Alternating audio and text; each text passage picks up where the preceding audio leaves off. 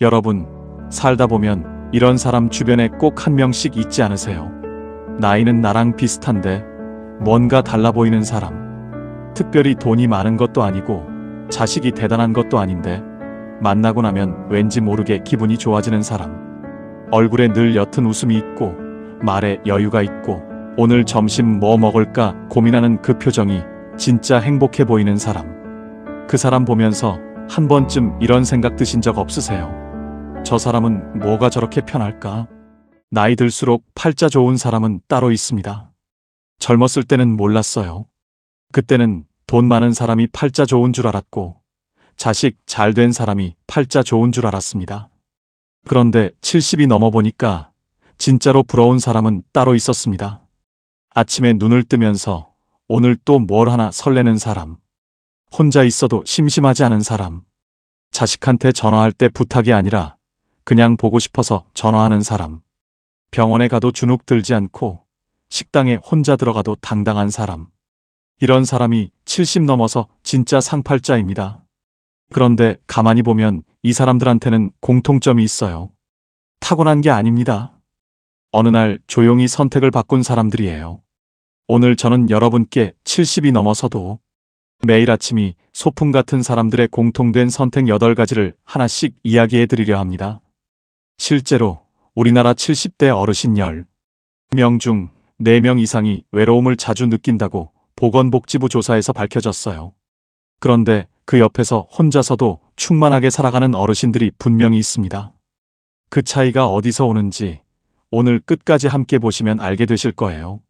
법구경에 이런 말이 있습니다. 스스로를 섬으로 삼으라고요. 남을 의지처로 삼지 말라고요.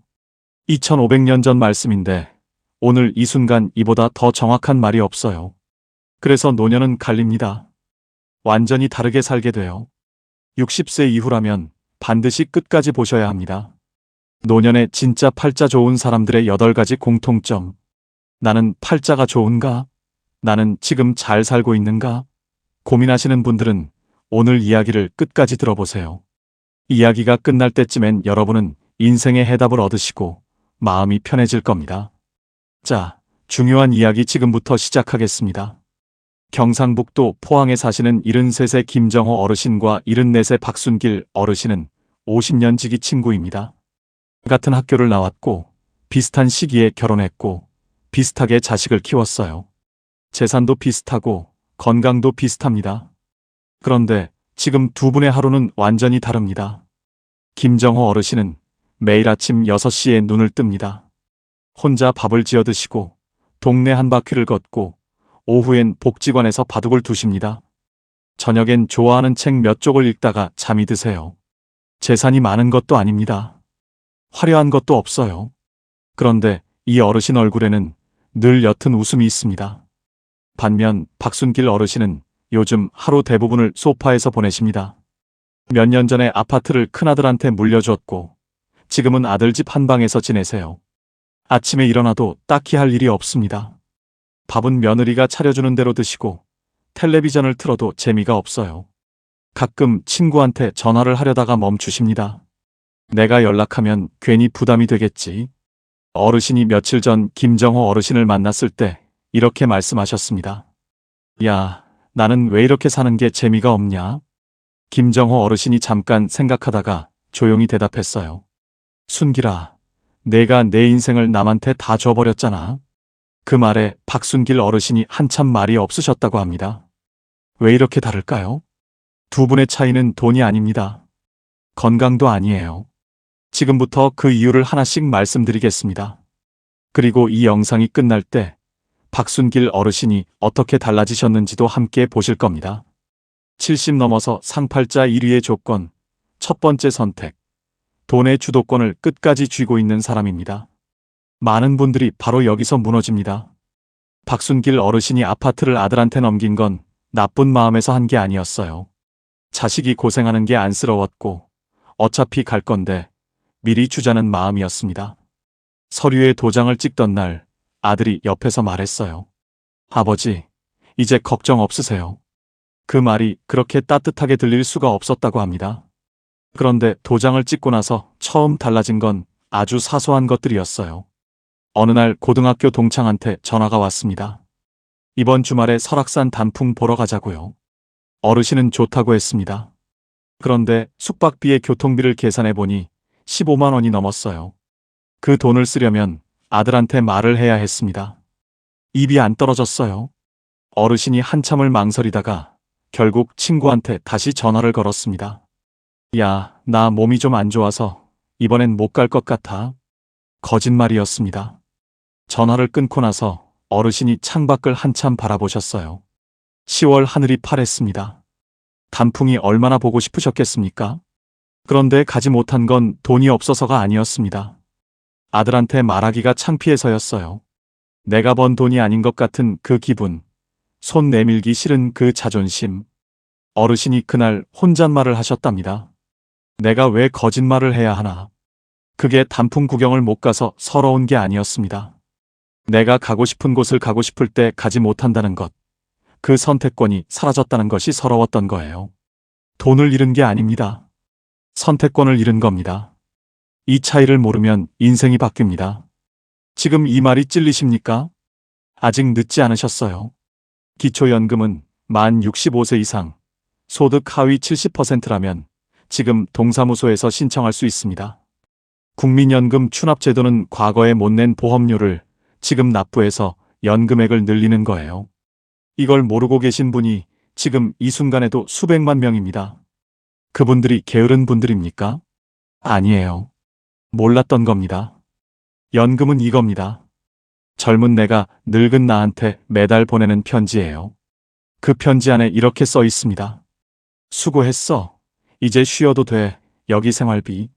과거의 내가 미래의 나한테 보내는 선물이에요. 그 선물을 아직 준비 못하신 분, 지금 당장 국민연금공단에 전화 한 통 하십시오. 본인 몫의 돈은 마지막까지 본인 손에 쥐고 계십시오. 그게 자식 앞에서도 당당하고 세상 앞에서도 흔들리지 않는 힘입니다. 박순길 어르신은 그날 이후 처음으로 국민연금공단 전화번호를 검색하셨습니다. 아주 작은 시작이었어요. 두 번째 선택, 사람을 정리할 줄 아는 사람입니다.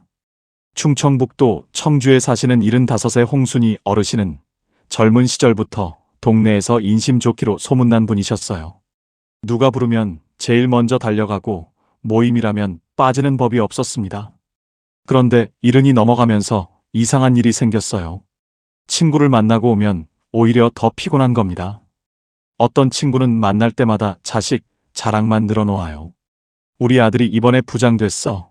며느리가 얼마나 살뜰한지. 그 이야기를 들으면서 어르신은 웃고 있지만 속으로는 괜히 자기 자식 생각이 납니다. 우리 아들은 명절에도 얼굴 보기 힘든데. 그 비교가 집에 돌아오는 버스 안에서 슬픔이 되는 거예요. 또 어떤 친구는 만날 때마다 세상 불평만 합니다. 정치가 어떻고 며느리가 어떻고 허리가 어떻고. 한 시간을 듣고 나면 내 허리도 덩달아 아픈 것 같아요. 지금 딱 한 명 떠오르셨죠? 결정적인 날이 있었습니다. 어느 가을날 그 불평 친구와 점심을 먹고 전철을 탔어요. 자리에 앉자마자 눈이 감기는 겁니다. 밥도 먹었는데 왜 이렇게 기운이 없지? 몸이 피곤한 게 아니었어요. 2시간 동안 친구 이야기를 들어주느라 마음이 탈진해버린 거였습니다. 그때 어르신이 조용히 생각하셨어요. 나 얼마나 남았다고. 이 귀한 시간을 이렇게 써도 되나? 그 순간부터 어르신이 조금씩 모임을 빠지기 시작하셨습니다. 그랬더니 며칠 뒤에 모임 총무한테서 전화가 왔어요. 순이야, 너 요즘 왜 안 나와? 어르신이 대답하셨습니다. 나 요즘 바빠. 전화를 끊고 나서 어르신이 혼잣말을 하셨어요. 내가 뭐가 바쁘다고. 그리고 픽 웃으셨습니다. 그 웃음이 오랜만에 속이 시원한 웃음이었어요. 관계를 정리하지 못하는 분들이 종종 이런 말씀을 하십니다. 인연을 어떻게 끊어요? 그런데 정리는 끊는 게 아닙니다. 냉장고 생각해 보세요. 유통기한 지난 음식 억지로 드시겠습니까? 그걸 먹으면 내 몸이 탈납니다. 관계도 똑같아요. 만나고 나서 탈이 나는 사람, 억지로 유지하면 내 마음이 탈납니다. 싸울 필요 없어요. 연락을 조금 줄이면 됩니다. 모임을 한번 빠지면 돼요. 지금 홍순희 어르신은 편한 친구 두세 명과만 만납니다. 그 친구들을 만나고 돌아오는 길이 어떤지 아십니까? 발걸음이 가벼워요. 만나고 나서 기분이 좋아지는 사람, 그 사람한테 더 많은 시간을 쓰십시오. 그게 나를 사랑하는 일입니다. 세 번째 선택, 걷는 힘을 끝까지 지키는 사람입니다. 지금 이걸 놓치면 늦습니다. 강원도 강릉에 사시는 82의 윤말순 어르신은 무릎이 좋지 않아 지팡이를 짚으셔야 걸을 수 있어요. 그래도 매일 아침 6시에 일어나서 동네 한 바퀴를 걷습니다. 아주 천천히요. 하루는 시장에서 돌아오다가 언덕길에서 숨이 차서 잠깐 돌 위에 앉으셨어요.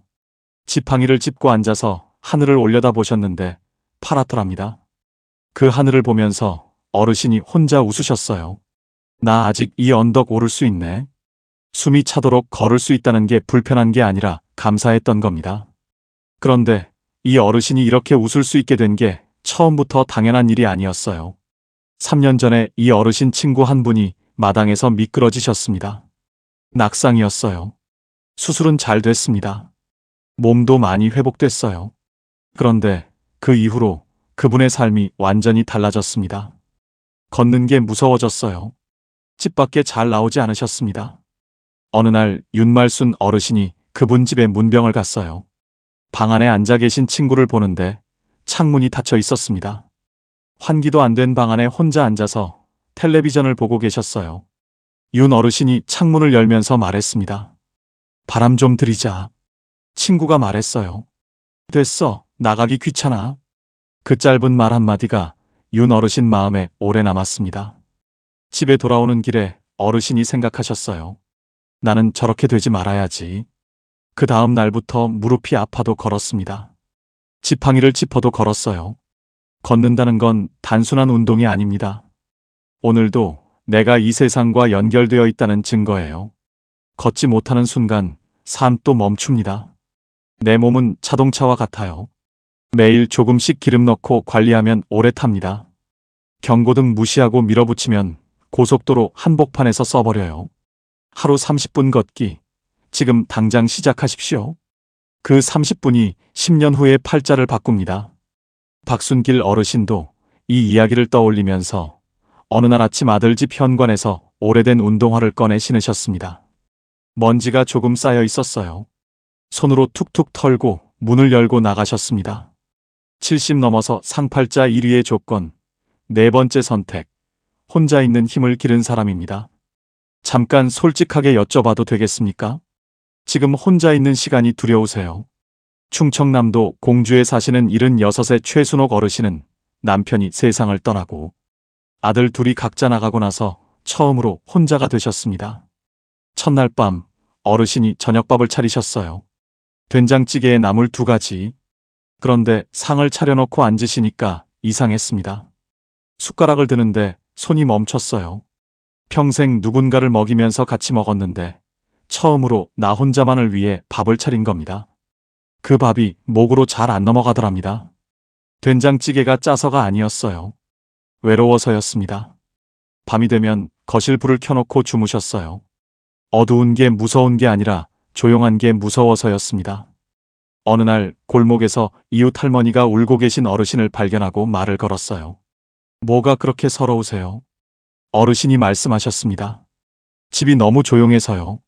이웃 할머니가 다음 날 화분 하나를 들고 왔습니다. 작은 고양이 발풀이였어요. 이거 말은 못해도 들어줘요.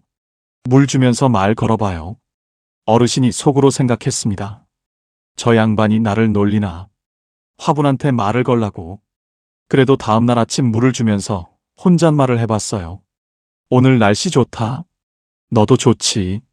그리고 어르신이 픽 웃으셨습니다. 혼자서 웃었는데 창피하지가 않은 겁니다. 그런데 며칠 뒤에 더 웃긴 일이 생겼어요. 어르신이 화분한테 말을 걸다가 화분이 대답을 안 하자 본인도 모르게 이렇게 말씀하셨답니다. 야, 말 좀 해봐. 그리고 어르신 혼자 웃음을 참지 못하셨어요. 배를 잡고 웃으셨습니다. 얼마 만에 웃음인지 모를 그 웃음이었어요. 이웃 할머니 말이 맞았습니다. 말은 못해도 들어주더라고요. 그 화분 하나가 시작이었습니다. 지금 어르신 베란다에 화분이 20개가 넘어요. 주방엔 직접 담근 된장이 줄지어 있고 거실엔 색연필 그림이 펼쳐져 있습니다. 외롭지 않으세요? 여쭤봤더니 어르신이 이러셨어요. 외로울 틈이 없어.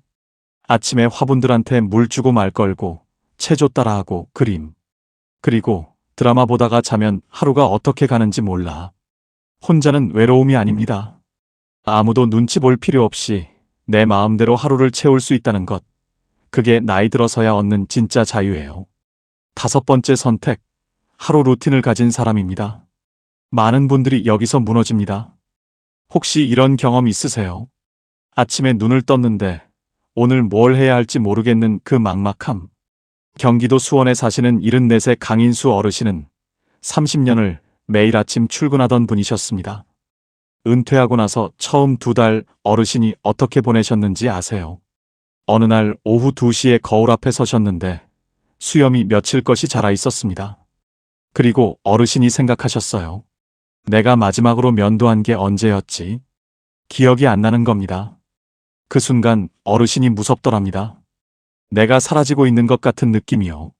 거울 속 낯선 얼굴을 한참 바라보다가 어르신이 조용히 면도를 하셨어요. 그리고 그날부터 루틴을 만드셨습니다. 매일 아침 면도부터 하기로요. 아무 계획이 없어도 아무 데도 안 가는 날도 무조건 면도부터. 그게 시작이었어요. 면도를 하면 씻게 되고 씻으면 옷을 갈아입게 되고 옷을 갈아입으면 밖에 나가고 싶어집니다. 어느 날 며느리가 깔끔하게 차려입고 소파에 앉아 계신 어르신을 보더니 물었어요. 아버님, 오늘 어디 가세요?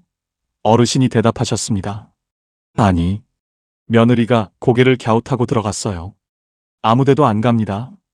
그냥 오늘 하루를 제대로 맞이하고 싶었던 거예요. 그게 다입니다. 작은 루틴 하나가 하루 전체를 바꿉니다. 나이 들수록 아무도 내 시간을 짜주지 않습니다. 스스로 하루를 설계할 수 있는 사람과 그렇지 못한 사람의 차이는 생각보다 훨씬 커요. 오늘 당장 내일 아침 딱 하나만 정하십시오. 루틴이 생기면 하루가 생기고 하루가 생기면 삶이 생깁니다. 6번째 선택. 가족과 적당한 거리를 유지하는 사람입니다. 이 대목에서 한숨 나오시는 분 계세요. 전라남도 순천에 사시는 72살의 장귀래 어르신은 자식들이 전부였습니다. 자식이 잘 되면 내가 잘 된 것 같고 자식이 힘들면 내가 더 힘들었어요. 그런데 나이가 드니까 기대하면 할수록 서운함이 커지는 겁니다. 명절에 오겠다던 아들이 일이 생겼다며 못 온다고 하면 밥이 안 넘어가요. 그 서운함이 어느 날 말로 터졌습니다. 너희가 나한테 그럴 수 있어. 그 말 한마디에 아들이 전화를 뚝 끊었어요. 그날 밤 어르신이 방에서 혼자 얼마나 오래 우셨는지 모릅니다. 자식한테 상처를 주려던 게 아니었는데, 서운한 마음을 표현하려 했던 건데. 그런데 며칠 뒤 어르신이 혼자 조용히 생각을 하셨어요. 내가 저 나이 때 내 부모님한테 얼마나 자주 전화했나. 솔직히 떠올려 보니까 한 달에 한두 번이었습니다. 그때 나는 나쁜 자식이었나? 아니에요. 그냥 바빴던 겁니다. 내 자식들도 지금 그냥 바쁜 거예요.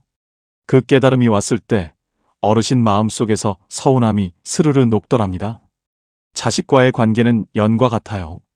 줄을 너무 팽팽하게 당기면 끊어집니다. 너무 풀어버리면 날아가 버려요. 딱 적당히 줄을 쥐고 있어야 연이 가장 높이 납니다.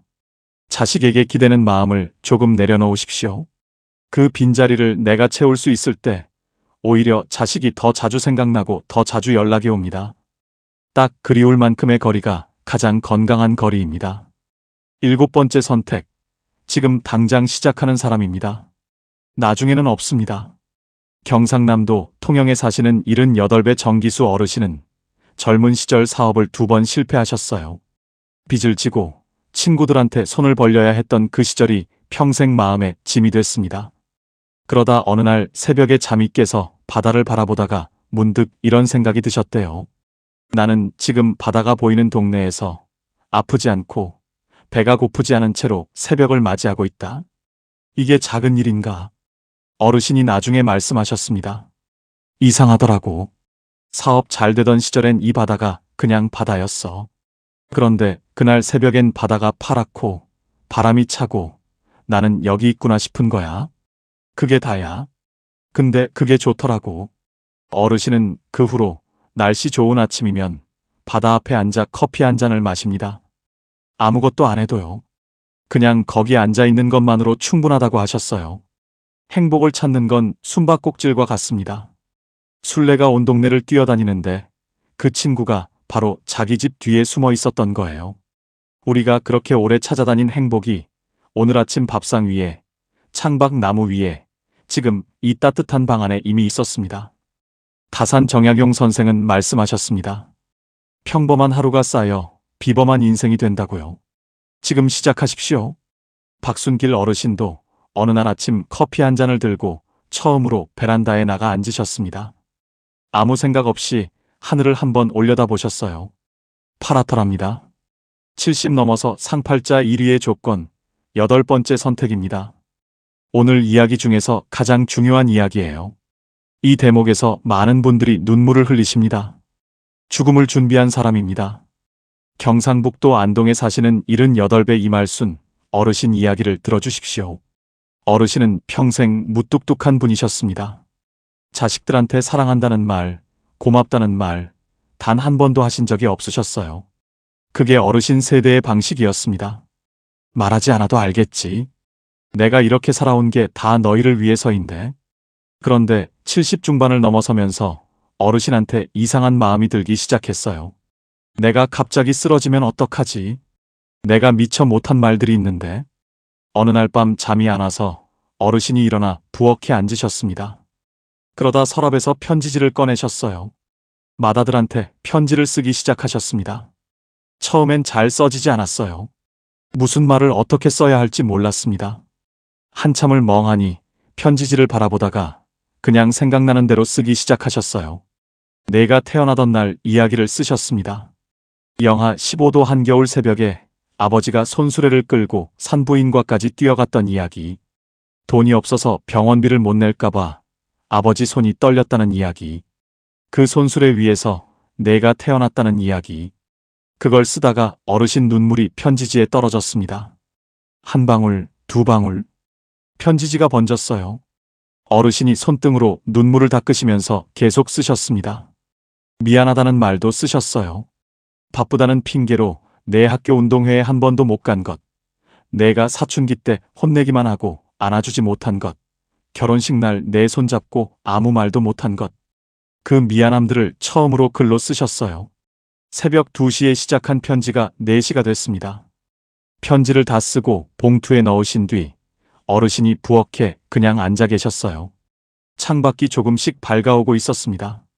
그때 어르신이 이상한 기분이 드셨다고 합니다. 마음이 가볍더랍니다. 수십 년을 가슴에 품고 있던 무언가가 그 편지 안으로 들어간 것 같은 느낌이었어요. 어르신은 그날부터 차례로 편지를 쓰셨습니다. 둘째 아들한테, 딸한테, 며느리한테, 그리고 마지막으로 편지 한 통을 더 쓰셨어요. 돌아가신 남편한테요. 여기서 잠깐 이 장면을 들으시는 여러분 마음이 어떠십니까? 평생 함께 살았지만 한 번도 제대로 하지 못한 말들. 어르신이 썼습니다. 고생시켜서 미안하다고. 당신이 먼저 가서 나 혼자 남겨진 게 원망스러웠다고. 그래도 당신이랑 살아서 참 좋았다고. 편지를 다 쓰고 나서 어르신이 말씀하셨어요. 있잖아. 이상하게 이걸 하고 나니까 오늘 하루가 더 소중해. 아침 햇살이 더 따뜻하고 밥이 더 맛있어. 죽음을 생각하면 삶이 흐릿해지는 게 아닙니다. 오히려 삶이 더 선명해져요. 두려워서 외면하면 오늘이 불안합니다. 준비하면 오늘이 선물이 돼요. 지금 가슴에 품고만 있고 전하지 못한 말이 있으십니까? 미안하다는 말, 고맙다는 말, 사랑한다는 말. 그 말을 오늘 하십시오. 편지도 좋고 전화 한 통도 좋고 문자 한 줄도 좋습니다. 그 말이 상대방한테 전해지는 순간 여러분 마음도 함께 가벼워집니다. 이말순 어르신의 편지는 지금도 맏아들 서랍 안에 있어요. 어르신이 먼저 가신 뒤에 아들이 그 편지를 발견했습니다. 읽다가 아들이 한참을 울었다고 해요. 그리고 이렇게 말했습니다. 어머니가 이런 말을 하실 줄 몰랐어요. 진작 알았더라면 나도 더 자주 전화했을 텐데. 그 한마디가 이 이야기의 전부입니다. 자, 지금까지 70 넘어서 상팔자로 사는 분들의 8가지 선택을 함께 살펴봤습니다. 이제 박순길 어르신 이야기를 마무리해 드릴게요. 사는 게 재미없다던 그 어르신이 조금씩 달라지기 시작하셨습니다. 국민연금공단에 전화 한 통을 하셨고, 불편한 친구 모임을 한번 빠지셨고, 오래된 운동화를 꺼내 신고 동네를 걸으셨고, 베란다에서 커피 한 잔을 마시셨습니다. 거창한 게 하나도 없어요. 그런데 어느 날 아침 골목길을 걷다가 고양이 한 마리를 만나셨습니다. 고양이가 어르신을 빤히 쳐다봤어요. 어르신이 쭈그리고 앉아서 말을 걸었습니다. 너도 아침 일찍 나왔네. 고양이가 야옹했어요. 어르신이 그 자리에서 혼자 웃으셨습니다. 아무 이유 없이 그냥 나온 웃음이었어요. 얼마 만인지 모를 그 웃음이었습니다. 그날 저녁 김정호 어르신한테 전화를 하셨어요. 야, 나 오늘 고양이한테 말 걸었어. 김정호 어르신이 웃으면서 말했습니다. 거봐, 사는 게 별게 아니잖아. 70 넘어서 편하게 사는 사람은 특별한 사람이 아닙니다. 버릴 건 버리고 지킬 건 지킨 사람이에요. 첫째, 돈의 주도권을 끝까지 쥔 사람. 둘째, 사람을 정리할 줄 아는 사람. 셋째, 걷는 힘을 지킨 사람. 넷째, 혼자 있는 힘을 기른 사람. 다섯째, 하루 루틴을 가진 사람. 여섯째, 가족과 적당한 거리를 유지한 사람. 일곱째, 지금 당장 시작한 사람. 여덟째, 죽음을 준비한 사람. 이 8가지 중에서 지금 여러분은 몇 개를 가지고 계세요? 가장 바꾸고 싶은 것은 무엇인가요? 오늘 이 이야기를 들으시면서 눈물이 나신 분 계십니까? 그 눈물이 뭔지 아세요? 그건 나도 그러고 싶었는데 라는 마음입니다. 나도 당당하게 살고 싶었고, 나도 하고 싶은 말을 하고 싶었고, 나도 오늘 하루를 더 감사하게 살고 싶었던 마음. 그 마음이 아직 여러분 안에 살아있다는 겁니다. 포기하지 않으셨다는 거예요. 여러분은 늦지 않았습니다. 지금부터가 시작이에요.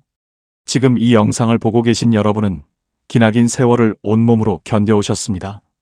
가족을 위해 당신 자신을 뒤로 미루며 살아오셨고, 하고 싶은 말을 참았고, 가고 싶은 곳을 포기했고, 쉬고 싶은 날에도 묵묵히 일어나셨어요. 아무도 몰라줬던 그 새벽들, 혼자 삼키셨던 눈물들, 지쳐도 쓰러지지 않으셨던 그날들. 그 모든 시간이 지금 여러분의 얼굴에 새겨져 있습니다. 그 주름 하나하나가 훈장이에요. 이제는 그 따뜻한 마음을 남이 아닌 여러분 자신에게 돌려주십시오. 나는 잘 살아왔다고, 나는 이 나이가 되어서도 충분히 당당하다고 말씀해 주세요. 오늘 하나만 바꾸십시오. 인생은 반드시 달라집니다. 상팔자는 타고나는 게 아니라 선택입니다. 그 선택을 오늘 이 자리에서 여러분이 하셨어요. 내일의 햇살은 오늘보다 더 따뜻하게 여러분 곁에 내려앉을 것입니다. 댓글로 여러분의 이야기를 들려주세요. 이 8가지 중 지금 몇 개를 가지고 계신지, 가장 바꾸고 싶은 것이 무엇인지 함께 나눠주시면 좋겠습니다. 여러분의 한마디가 다른 분께 큰 위안이 됩니다. 오늘도 끝까지 함께 해주셔서 진심으로 감사드립니다. 지금까지 황금노후였습니다. 노후에 얼마가 있어야 충분할까요? 이 질문을 한 번이라도 해보신 분들, 아마 이 영상을 보고 계신 분들 대부분이실 겁니다. 노후 자금 얼마가 필요하다는 기사를 읽으면 가슴이 철렁하고, 친구 모임에서 누가 부동산 이야기라도 꺼내면 왠지 모르게 불편해집니다. 새벽에 잠이 깨면 머릿속에서 자꾸 숫자 계산이 시작됩니다. 통장에 얼마가 남았고, 한 달에 얼마가 나가고, 이 돈이 몇 년을 버텨줄까? 그 계산이 끝나지 않은 채 날이 밝습니다. 아침을 먹으면서도, 산책을 하면서도, 텔레비전을 보면서도 그 불안은 배경처럼 깔려 있습니다. 조금만 더 있으면 괜찮을 텐데, 조금만 더 있으면 마음이 편할 텐데. 그런데 이상하게도 그 조금이 채워져도 마음은 쉽게 편해지지 않습니다. 왜일까요? 노후 자금 10억이 있어도 불안한 사람이 있고, 월 100만 원으로 평온하게 사는 사람이 있습니다. 그 차이는 돈이 아닙니다. 오늘 이 이야기는 돈을 더 모으는 법이 아닙니다. 지금 가진 돈으로 더 잘 사는 법입니다. 그리고 더 나아가 돈이 결코 만들어줄 수 없는 것들이, 70 이후의 삶에서 얼마나 중요한지에 대한 이야기입니다. 끝까지 들으시면 새벽에 눈이 떠졌을 때 숫자, 계산 대신 다른 생각을 하게 되실 겁니다. 자, 시작하겠습니다. 함께 천천히 들어가 보겠습니다. 경상남도 진주에 사는 71세 김복순 씨는 새벽마다 스마트폰을 봅니다. 잠이 깨면 제일 먼저 하는 일이 은행 앱을 열어서 잔고를 확인하는 것입니다. 남편이 돌아가신 지 5년이 됐고 딸 하나는 서울에, 아들 하나는 부산에 살고 있습니다. 두 자녀가 매달 조금씩 용돈을 보내주고 남편이 남긴 작은 금액의 연금이 나옵니다. 먹고 사는데 지장은 없습니다. 그런데 새벽마다 잔고를 확인하는 습관은 멈추지 않습니다. 김복순 씨는 이렇게 말했습니다. 돈이 없어서 불안한 게 아닌 것 같아요. 그냥 불안한 거예요. 근데 그 불안이 돈 걱정처럼 느껴지는 거예요. 이 말 속에 오늘 이야기의 핵심이 들어 있습니다. 돈 걱정이 커지는 진짜 이유. 첫 번째는 돈을 안전의 상징으로 여기는 습관입니다. 우리 세대는 가난을 경험한 세대입니다. 어릴 때 먹을 것이 없었던 기억, 돈이 없어서 아픈 가족을 제때 병원에 못 데려간 기억, 돈 때문에 하고 싶은 것을 포기해야 했던 기억. 그 기억들이 우리 안에 아주 깊이 새겨져 있습니다. 그래서 돈은 단순한 숫자가 아닙니다. 돈은 생존의 상징이고, 안전의 상징이고, 두려움으로부터 나를 지켜주는 방패입니다. 그 등식이 평생 작동해 왔습니다. 돈이 있으면 안전하고, 돈이 없으면 위험하다. 그런데 70이 넘어서도 그 등식이 그대로 작동하고 있는 것입니다. 실제로 지금 당장 굶을 처지가 아닌데도 몸속 어딘가에 새겨진 그 오래된 두려움이 새벽마다 통장 잔고를 확인하게 만드는 것입니다. 이것은 의지의 문제가 아닙니다. 평생 살아온 방식의 문제입니다. 그러나 이제는 그 등식을 조금 느슨하게 풀어볼 때가 됐습니다. 두 번째 이유는 비교에서 오는 상대적 빈곤감입니다. 절대적으로 부족한 것이 아닌데도 부족하게 느껴지는 것. 그것이 상대적 빈곤감입니다. 모임에 나가면 누군가는 해외여행 이야기를 하고 누군가는 자녀가 집을 사줬다는 이야기를 합니다. 뉴스에서는 노후 자금으로 몇 억이 필요하다는 이야기가 나옵니다. 그 숫자들과 나의 현실을 비교하는 순간 충분했던 것이 갑자기 부족해 보입니다. 오늘 아침 따뜻하게 밥을 먹었고 몸에 큰 이상이 없고 지낼 집이 있는데도 비교는 언제나 우리를 가난하게 만듭니다. 내가 가진 것을 보는 것이 아니라 내가 갖지 못한 것을 보게 만들기 때문입니다. 그리고 그 비교는 70이 넘어서도 멈추지 않습니다. 오히려 더 예민해지기도 합니다. 세 번째 이유는 미래에 대한 통제 욕구입니다. 앞으로 얼마나 더 살지 모르니까라는 말. 이 말 속에는 불확실성에 대한 두려움이 담겨 있습니다. 인간은 원래 통제할 수 없는 것을 두려워합니다. 언제 아플지, 얼마나 더 살지, 어떤 일이 생길지. 이 모든 것이 불확실합니다. 그래서 그나마 숫자로 확인할 수 있는 통장 잔고에 집착하게 됩니다. 돈이 많으면 그 불확실성을 조금이라도 통제할 수 있을 것 같은 느낌이 들기 때문입니다. 하지만 돈은 미래를 통제해주지 않습니다. 돈은 선택지를 늘려줄 뿐입니다.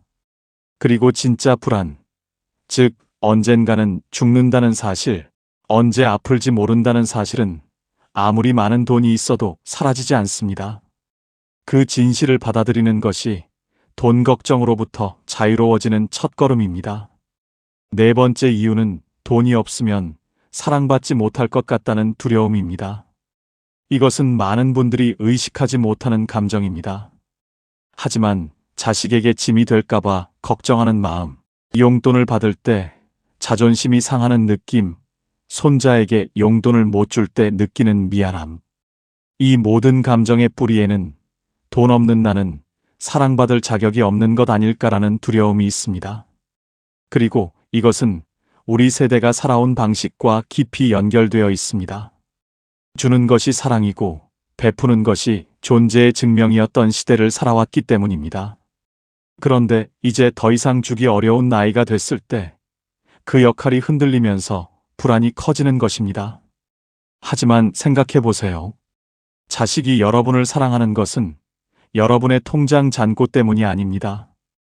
여러분이 여러분이기 때문입니다. 그 사실을 믿는 연습이 필요합니다.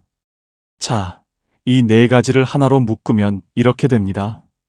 70 이후 돈 걱정의 본질은 돈이 부족해서가 아니라 돈 없이는 괜찮을 수 없다는 믿음 때문입니다. 그 믿음을 조금씩 바꾸는 것. 그것이 오늘 이야기가 향하는 방향입니다. 그렇다면 돈이 만들어줄 수 없는 것들, 그러나 70 이후의 삶을 진짜로 풍요롭게 만들어주는 것들은 무엇일까요? 지금부터가 오늘 이야기의 핵심입니다. 돈으로 살 수 없는 것 첫 번째, 아침에 일어나고 싶은 이유입니다. 돈이 아무리 많아도 아침에 눈을 뜨는 것이 무겁다면 그 삶은 풍요롭지 않습니다. 반대로 통장에 많지 않아도 오늘 하루 기다리는 것이 있다면 그 사람의 하루는 충분합니다. 기다리는 것이 거창할 필요는 없습니다. 매주 화요일 오전에 같이 걷는 친구, 손자가 다음 주에 온다는 사실, 지금 읽고 있는 소설의 다음 장, 저녁에 보기로 한 드라마 한 편. 이런 작고 소박한 기다림이 아침을 열어줍니다. 루틴이 있는 사람은 돈이 많지 않아도 하루를 살아갑니다. 루틴이 없는 사람은 돈이 많아도 아침이 무겁습니다. 70 이후의 삶에서 가장 먼저 만들어야 할 것은 통장 잔고가 아니라 오늘 하루를 살고 싶게 만드는 작은 이유들입니다. 그 이유들이 쌓이면 삶이 됩니다. 돈으로 살 수 없는 것 두 번째, 나를 있는 그대로 봐주는 한 사람입니다. 돈이 많고 집이 넓어도 아무도 없는 저녁은 춥습니다. 반대로 작은 방 하나에 살아도 진심으로 내 이야기를 들어주는 사람이 한 명 있다면 그 삶은 따뜻합니다. 70 이후의 관계는 숫자가 아니라 깊이입니다. 연락처에 사람이 아무리 많아도 진짜로 전화할 수 있는 사람이 없다면 그것은 외로움입니다. 돈이 있으면 편의를 살 수 있습니다. 맛있는 것을 먹고 좋은 곳에 다닐 수 있습니다. 하지만 새벽에 가슴이 먹먹할 때 전화할 수 있는 사람은 돈이 만들어주지 않습니다. 그것은 평소에 쌓아온 관계가 만들어줍니다. 지금 내 주변에 그런 사람이 한 명이라도 있다면 그것은 어떤 통장 잔고보다 귀한 자산입니다. 충청북도 청주에 사는 76세 오정숙 씨는 남편과 둘이 삽니다. 남편은 3년 전 뇌경색으로 쓰러진 후 반신이 불편합니다. 오정숙 씨가 돌봄을 전담하고 있습니다. 노후 자금이 넉넉하지 않고 딸이 보내주는 작은 돈과 국가지원금으로 생활합니다. 누가 봐도 넉넉하지 않은 처지입니다. 그런데 오정숙 씨는 이렇게 말합니다. 남편이 아침에 눈을 떴을 때 나를 보고 웃어요. 그 웃음이 나한테는 전부예요. 돈 걱정이 없냐면 거짓말이지만 그 웃음 때문에 오늘도 살아요. 이 한마디가 돈으로 살 수 없는 것의 정체를 정확히 보여줍니다. 그 웃음은 돈이 만들어준 것이 아닙니다. 40년 넘게 함께 살아온 세월이 만들어준 것입니다. 돈으로 살 수 없는 것 세 번째, 몸이 허락하는 오늘 하루입니다. 돈으로 좋은 병원에 갈 수 있고 좋은 약을 먹을 수 있습니다. 그것은 사실입니다. 하지만 돈이 건강 그 자체를 살 수는 없습니다. 지금 이 순간 두 발로 걸을 수 있다는 것, 밥을 맛있게 먹을 수 있다는 것, 바람을 느낄 수 있다는 것. 이것들은 돈이 주는 것이 아닙니다. 몸이 주는 것입니다. 그리고 이것이 얼마나 귀한 것인지는 잃어봐야 합니다. 아직 잃지 않았다면 지금 누리고 있는 것입니다. 70이 되면 몸의 고마움을 이전보다 더 자주 느끼게 됩니다. 무릎이 조금 아파도 걸을 수 있다는 것, 눈이 침침해도 이렇게 영상을 볼 수 있다는 것, 그 하나하나가 사실은 대단히 소중한 것들입니다. 오늘 하루 몸이 허락해준 것들에 감사하는 마음, 그것이 돈이 줄 수 없는 풍요입니다. 돈으로 살 수 없는 것 네 번째, 쓸모 있다는 느낌입니다. 앞서 돈 걱정의 이유 중에 돈이 없으면 쓸모 없어지는 것 같다는 두려움이 있다고 말씀드렸습니다. 그런데 흥미로운 것은 실제로 쓸모 있다는 느낌은 돈과 별로 관계가 없다는 것입니다. 복지관에서 어르신들에게 노래를 가르치는 74세 할머니는 강사비를 거의 받지 않습니다. 하지만 수업이 끝나고 어르신들이 박수를 칠 때 그 느낌은 어떤 통장 잔고로도 살 수 없습니다. 손자에게 된장찌개 만드는 법을 가르쳐주는 75세 할아버지는 그 시간에 돈을 받지 않습니다. 하지만 손자가 할아버지 된장찌개가 제일 맛있어요 라고 말할 때 그 뿌듯함은 돈이 만들어주지 않습니다. 쓸모 있다는 느낌은 역할에서 옵니다.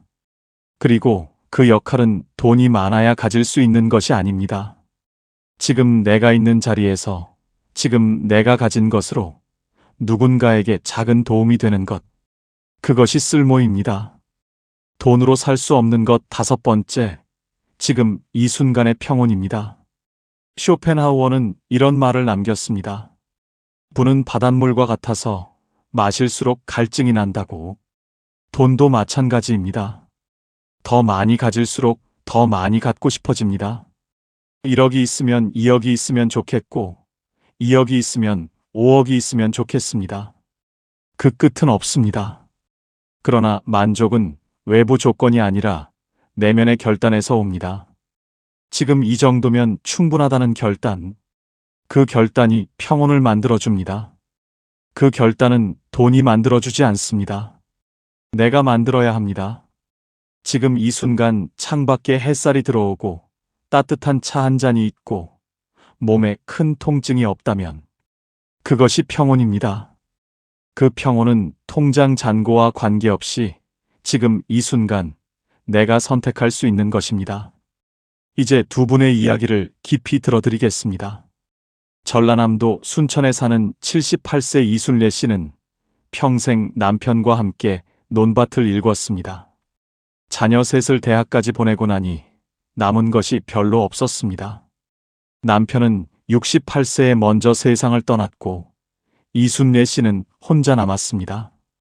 딸 셋이 매달 조금씩 돈을 모아 엄마에게 보내줍니다. 처음에는 그것이 너무 자존심이 상했습니다.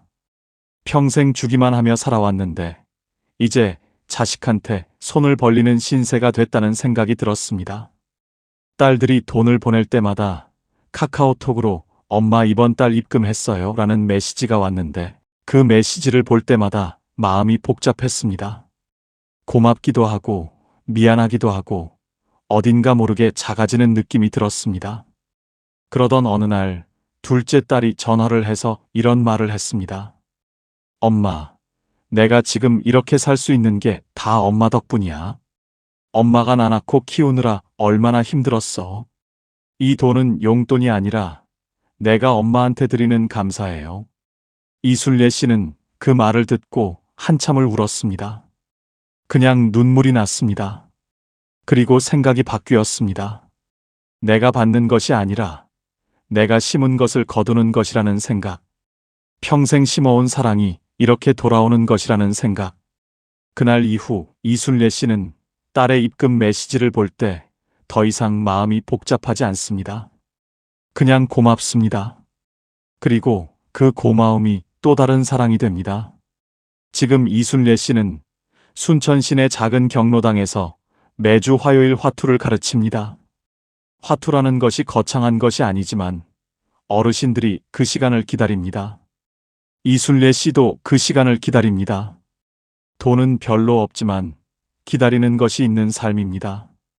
그것이 이순례 씨의 노후입니다. 경기도 용인에 사는 73세 한정수 씨는 40대에 사업을 크게 벌였다가 실패했습니다. 은행 빚을 다 갚고 나니 50대 중반이었고 그때부터 다시 시작하려 했지만 몸이 받쳐주지 않았습니다. 퇴직금도 없었고 국민연금도 얼마 되지 않았습니다. 아내가 마트 계산원으로 일하면서 생계를 유지했고 한정수 씨는 그 사실이 너무 부끄러워서 한동안 집에서만 지냈습니다. 자식들 얼굴 보기도 창피했습니다. 사업에 성공한 친구들 이야기가 들려올 때마다 가슴이 무너졌습니다. 그렇게 2년을 거의 집안에서만 보냈습니다. 체중이 10kg 넘게 빠졌고 머리카락도 많이 빠졌습니다. 아내가 걱정이 돼서 당신 이러다가 정말 쓰러지겠어. 어디든 나가봐라고 말했습니다. 마지못해 나간 곳이 동네 경로당이었습니다. 처음에는 그냥 시간을 때우려고 들어갔습니다. 그런데 거기서 한정수 씨를 바꾼 사건이 생겼습니다. 경로당 어르신 중에 바둑을 배우고 싶어 하는 분들이 있었는데 한정수 씨가 젊을 때 바둑을 꽤 잘 두었거든요.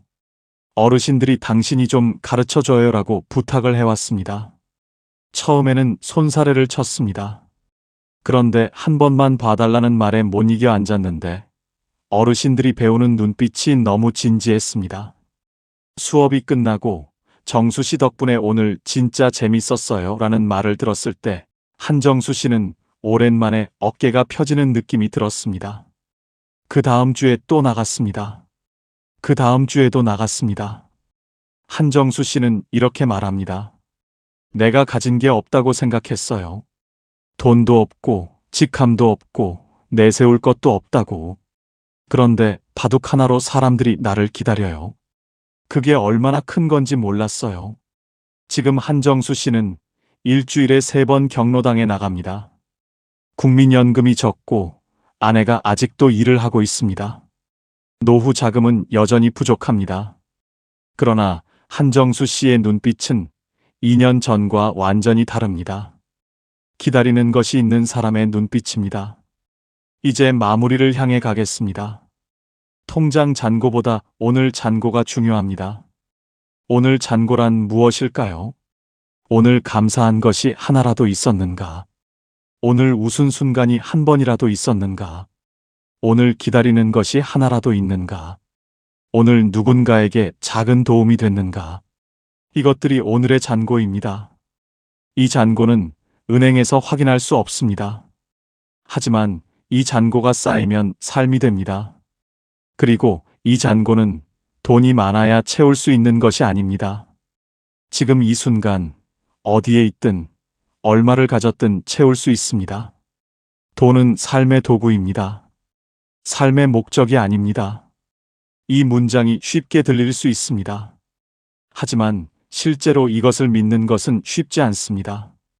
평생 돈을 위해 일했고 돈 때문에 포기했고 돈 때문에 버텼습니다. 그 삶에서 돈은 언제나 중심이었습니다.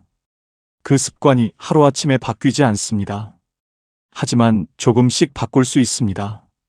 오늘 새벽에 잠이 깨서 통장 잔고를 확인하고 싶을 때 대신 이것을 한번 생각해 보세요. 오늘 나는 무엇이 기다려지는가? 그 질문 하나가 불안을 조금 다른 방향으로 돌려줄 수 있습니다.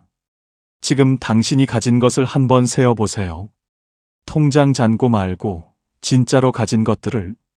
오늘 아침 먹은 따뜻한 밥, 지금 앉아있는 자리, 창문으로 들어오는 빛, 이 영상을 볼 수 있는 눈과 들을 수 있는 귀, 당신을 생각하는 사람이 세상 어딘가에 있다는 사실. 이것들은 돈이 만들어준 것이 아닙니다. 그러나 이것들이 없다면 어떤 돈도 의미가 없습니다. 당신은 지금 이 순간 생각보다 훨씬 많은 것을 가지고 있습니다. 단지 그것들이 통장에 찍히지 않을 뿐입니다. 그리고 지금 이 질문을 드립니다. 오늘 돈 없이도 좋았던 순간이 있었습니까? 아침 햇살이 따뜻하게 느껴진 순간, 누군가와 나눈 짧은 대화가 기분 좋았던 순간, 오랜만에 먹은 음식이 맛있었던 순간, 별 이유 없이 마음이 잠깐 가벼워진 순간. 그런 순간이 오늘 하루에 하나라도 있었다면 오늘은 풍요로운 하루입니다. 그것이 보이기 시작하면 삶이 조금씩 달라집니다. 불안이 완전히 사라지지는 않습니다. 하지만 불안보다 감사가 조금 더 커지는 날들이 늘어납니다. 그날들이 모이면 노후가 됩니다. 돈이 만들어주는 노후가 아니라 내가 만들어가는 노후. 당신의 노후는 통장이 아니라 당신의 하루가 만들어갑니다. 이 말을 오늘 하루 한 번만 기억해 주세요. 내일 아침 눈이 떠지면 통장 앱 대신 오늘 기다리는 것 하나를 먼저 떠올려 보세요. 아주 작은 것이어도 됩니다. 오늘 점심에 먹을 것, 오후에 걷기로 한 공원, 저녁에 볼 드라마 한 편. 그 작은 기다림이 하루를 열어줍니다. 그 하루들이 쌓이면 당신의 황금 노후가 됩니다. 이제는 애쓰지 않아도 됩니다. 더 많이 가지려 하지 않아도 됩니다. 지금 가진 것으로 충분히 오늘을 살 수 있습니다. 당신은 이미 충분히 잘 살아오셨습니다. 그리고 지금도 충분히 잘 살고 있습니다. 오늘도 이 영상을 끝까지 봐주셔서 감사합니다. 황금 노후는 여러분을 평생 응원하겠습니다. 감사합니다. 여러분께 솔직한 질문 하나 드리겠습니다. 살면서 가장 후회되는 것이 무엇입니까? 잠깐 생각해 보십시오. 돈을 더 많이 벌지 못한 것일까요? 자식을 더 잘 키우지 못한 것일까요? 아니면 건강을 더 잘 챙기지 못한 것일까요? 그런데요, 오늘 제가 만나뵌 어르신들이 한결같이 하신 말씀이 있습니다. 그분들이 가장 후회하는 것은 돈도, 자식도, 건강도 아니었습니다. 서울대학교 노년학 연구팀이 70대 이상 노인 800명을 대상으로 조사한 결과도 똑같았습니다. 그것이 무엇일까요? 노년에 가장 후회하는 것은 1위가 하지 못한 말이었고, 2위가 가보지 못한 곳이었고, 3위가 화해하지 못한 관계였습니다. 돈이 아니었습니다. 명예가 아니었습니다. 전부 사람과 관계된 것들이었습니다. 그렇다면 후회 없이 사는 방법은 무엇일까요? 오늘 이 영상을 끝까지 보시면 그 해답을 아실 수 있습니다. 그리고 그 해답을 아시고 나면 오늘 이후로 여러분의 하루가 완전히 달라지실 겁니다. 법구경에 이런 말씀이 있습니다. 오늘 할 수 있는 일을 내일로 미루지 마라. 나중에 언젠가는 오지 않습니다. 우리가 대충 사는 오늘은 하늘나라에 먼저 가신 분들의 그토록 살고 싶었던 귀한 하루입니다. 그리고 달력에는 나중이라는 날이 없습니다. 오늘만 있습니다. 후회는 지나간 것을 바꾸려는 마음이에요. 그런데 지나간 것은 바꿀 수 없습니다. 바꿀 수 있는 것은 오늘뿐이에요. 오늘을 어떻게 사느냐가 내일의 후회를 만들기도 하고 없애기도 합니다. 오늘 제가 알려드릴 5가지 이야기가 바로 그것입니다. 그런데 한 가지 미리 말씀드리겠습니다. 5가지 중에 가장 중요한 것은 4번째입니다. 끝까지 저와 함께 해주십시오. 나이 들수록 인생을 행복하게 사는 법, 1번째입니다. 하고 싶은 말은 오늘 하십시오. 평생 참으셨다고요? 이제 그러지 마세요. 경남 거제에 사시는 74살 박말순 어르신 이야기입니다. 어르신은 평생 하고 싶은 말을 참으셨습니다. 가족한테도, 친구한테도, 이웃한테도요. 좋다는 말, 고맙다는 말, 보고 싶다는 말. 다 마음속에만 있었습니다. 말로 꺼내는 것이 쑥스러우셨거든요. 우리 세대가 다 그렇잖아요. 표현하는 것이 낯간지럽고 말로 하지 않아도 알겠지 하는 마음이요. 그런데 어르신에게 가장 친한 친구가 있으셨습니다. 40년을 함께한 친구였습니다. 동네에서 만나서 시집도 같이 가고 자식도 비슷한 때에 낳고 힘든 일이 있으면 서로 기대던 친구였습니다.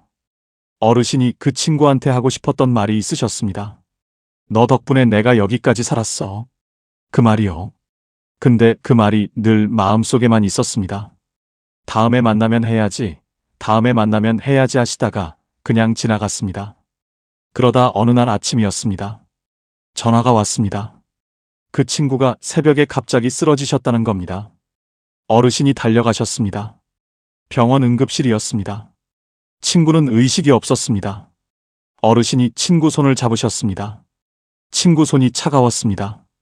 평생 그 손을 잡고 웃고 울었는데 그날 그 손이 차가웠습니다. 어르신이 그 손을 꼭 잡으시고 귀에 대고 말씀하셨습니다. 야, 너 덕분에 내가 여기까지 살았어. 고마워. 친구가 들으셨는지 모릅니다. 사흘 뒤에 친구는 세상을 떠나셨습니다. 어르신이 장례식장에서 친구 영정 앞에 앉으셨습니다. 국화꽃이 놓여 있었습니다. 영정 속 친구가 웃고 있었습니다. 어르신이 그 웃음을 바라보셨습니다. 하고 싶었던 말들이 그제야 올라왔습니다. 웃겼던 기억들, 같이 울었던 날들, 고마웠던 순간들. 40년이 한꺼번에 올라왔습니다. 근데 이제 들을 사람이 없었습니다. 어르신이 영정을 보시면서 혼자 말씀하셨습니다. 진작 말할 걸 그랬다. 그 말이 영정 앞에서 어르신을 오래 붙잡았습니다. 돌아오는 길 내내 그 말이 어르신 안에서 울렸습니다. 진작 말할 걸 그랬다. 심리학에서는 이것을 표현되지 못한 감정의 무게라고 합니다. 하고 싶었던 말을 하지 못했을 때 그 감정은 사라지지 않습니다. 오히려 마음속에 쌓이고 굳어집니다. 그리고 더 이상 전할 수 없게 됐을 때 그 무게가 가장 크게 느껴집니다. 어르신이 집에 오시는 길에 결심하셨습니다. 이제 하고 싶은 말은 오늘 하자. 더 이상 나중으로 미루지 말자. 그날 이후 어르신이 달라지셨습니다. 남은 친구들한테 전화를 하기 시작하셨습니다. 그냥요. 보고 싶어서요. 친구가 전화를 받고 깜짝 놀랐습니다. 무슨 일 있어? 어르신이 웃으셨습니다. 아니, 그냥 목소리 듣고 싶어서. 친구가 한참 있다가 말했습니다. 나도 마침 내 생각하고 있었는데. 두 분이 한참을 전화 통화를 하셨습니다. 아무것도 아닌 이야기들을요. 그 전화가 그날 친구의 하루를 바꿨습니다. 자식한테도 달라지셨습니다. 아들이 먼 길을 달려왔을 때 예전엔 그냥 들어오라고만 하셨는데 그날은 문 앞에서 말씀하셨습니다. 왔구나. 보고 싶었어. 아들이 멈칫했습니다. 어머니가 그런 말씀을 하신 게 처음이었거든요. 아들이 아무 말 없이 어르신을 안았습니다. 쇼펜하우어는 이런 말을 했습니다. 우리가 나누는 말 한마디가 상대방의 하루를 바꿀 수 있다. 그런데 그 말을 하지 않으면 아무것도 바뀌지 않는다. 말은 때가 있습니다. 꽃이 피는 때가 있듯 말도 피어야 할 때가 있습니다. 그때를 놓치면 꽃이 지듯 말도 사라집니다. 어르신이 이렇게 말씀하셨습니다. 말은 마음속에 있으면 내 것이지만 꺼내면 두 사람 것이 돼요. 나눠야 두 배가 돼요. 친구한테 못한 말이 평생 후회로 남았어요. 이제는 하고 싶은 말은 오늘 해요. 여러분께 여쭤보고 싶습니다. 지금 이 순간 하고 싶은 말이 있으신 분이 계십니까? 그 말을 오늘 하십시오. 내일로 미루지 마십시오. 그렇다면 두 번째는 무엇일까요? 혹시 가보고 싶으셨던 곳이 있으십니까? 아직 나중으로 미루고 계신 곳이요. 나이 들수록 행복하게 사는 법, 두 번째입니다. 가보고 싶은 곳은 지금 가십시오. 충북 충주에 사시는 77살 김옥순 어르신 이야기입니다. 어르신에게는 꼭 가보고 싶은 곳이 있으셨습니다. 경주였습니다. 어릴 때 교과서에서 불국사 사진을 보고 언젠가는 꼭 가봐야지 했습니다. 결혼하고 나서도 그 마음이 있었습니다. 남편이랑 같이 가야지. 근데 자식들이 어리고 살림이 빠듯하고 몸이 좀 나아지면 하다가 세월이 흘렀습니다. 자식들이 다 크고 나서는 이번엔 남편이 편찮으셨습니다. 남편 몸이 좀 나아지면 가야지. 그러다 남편이 먼저 가셨습니다.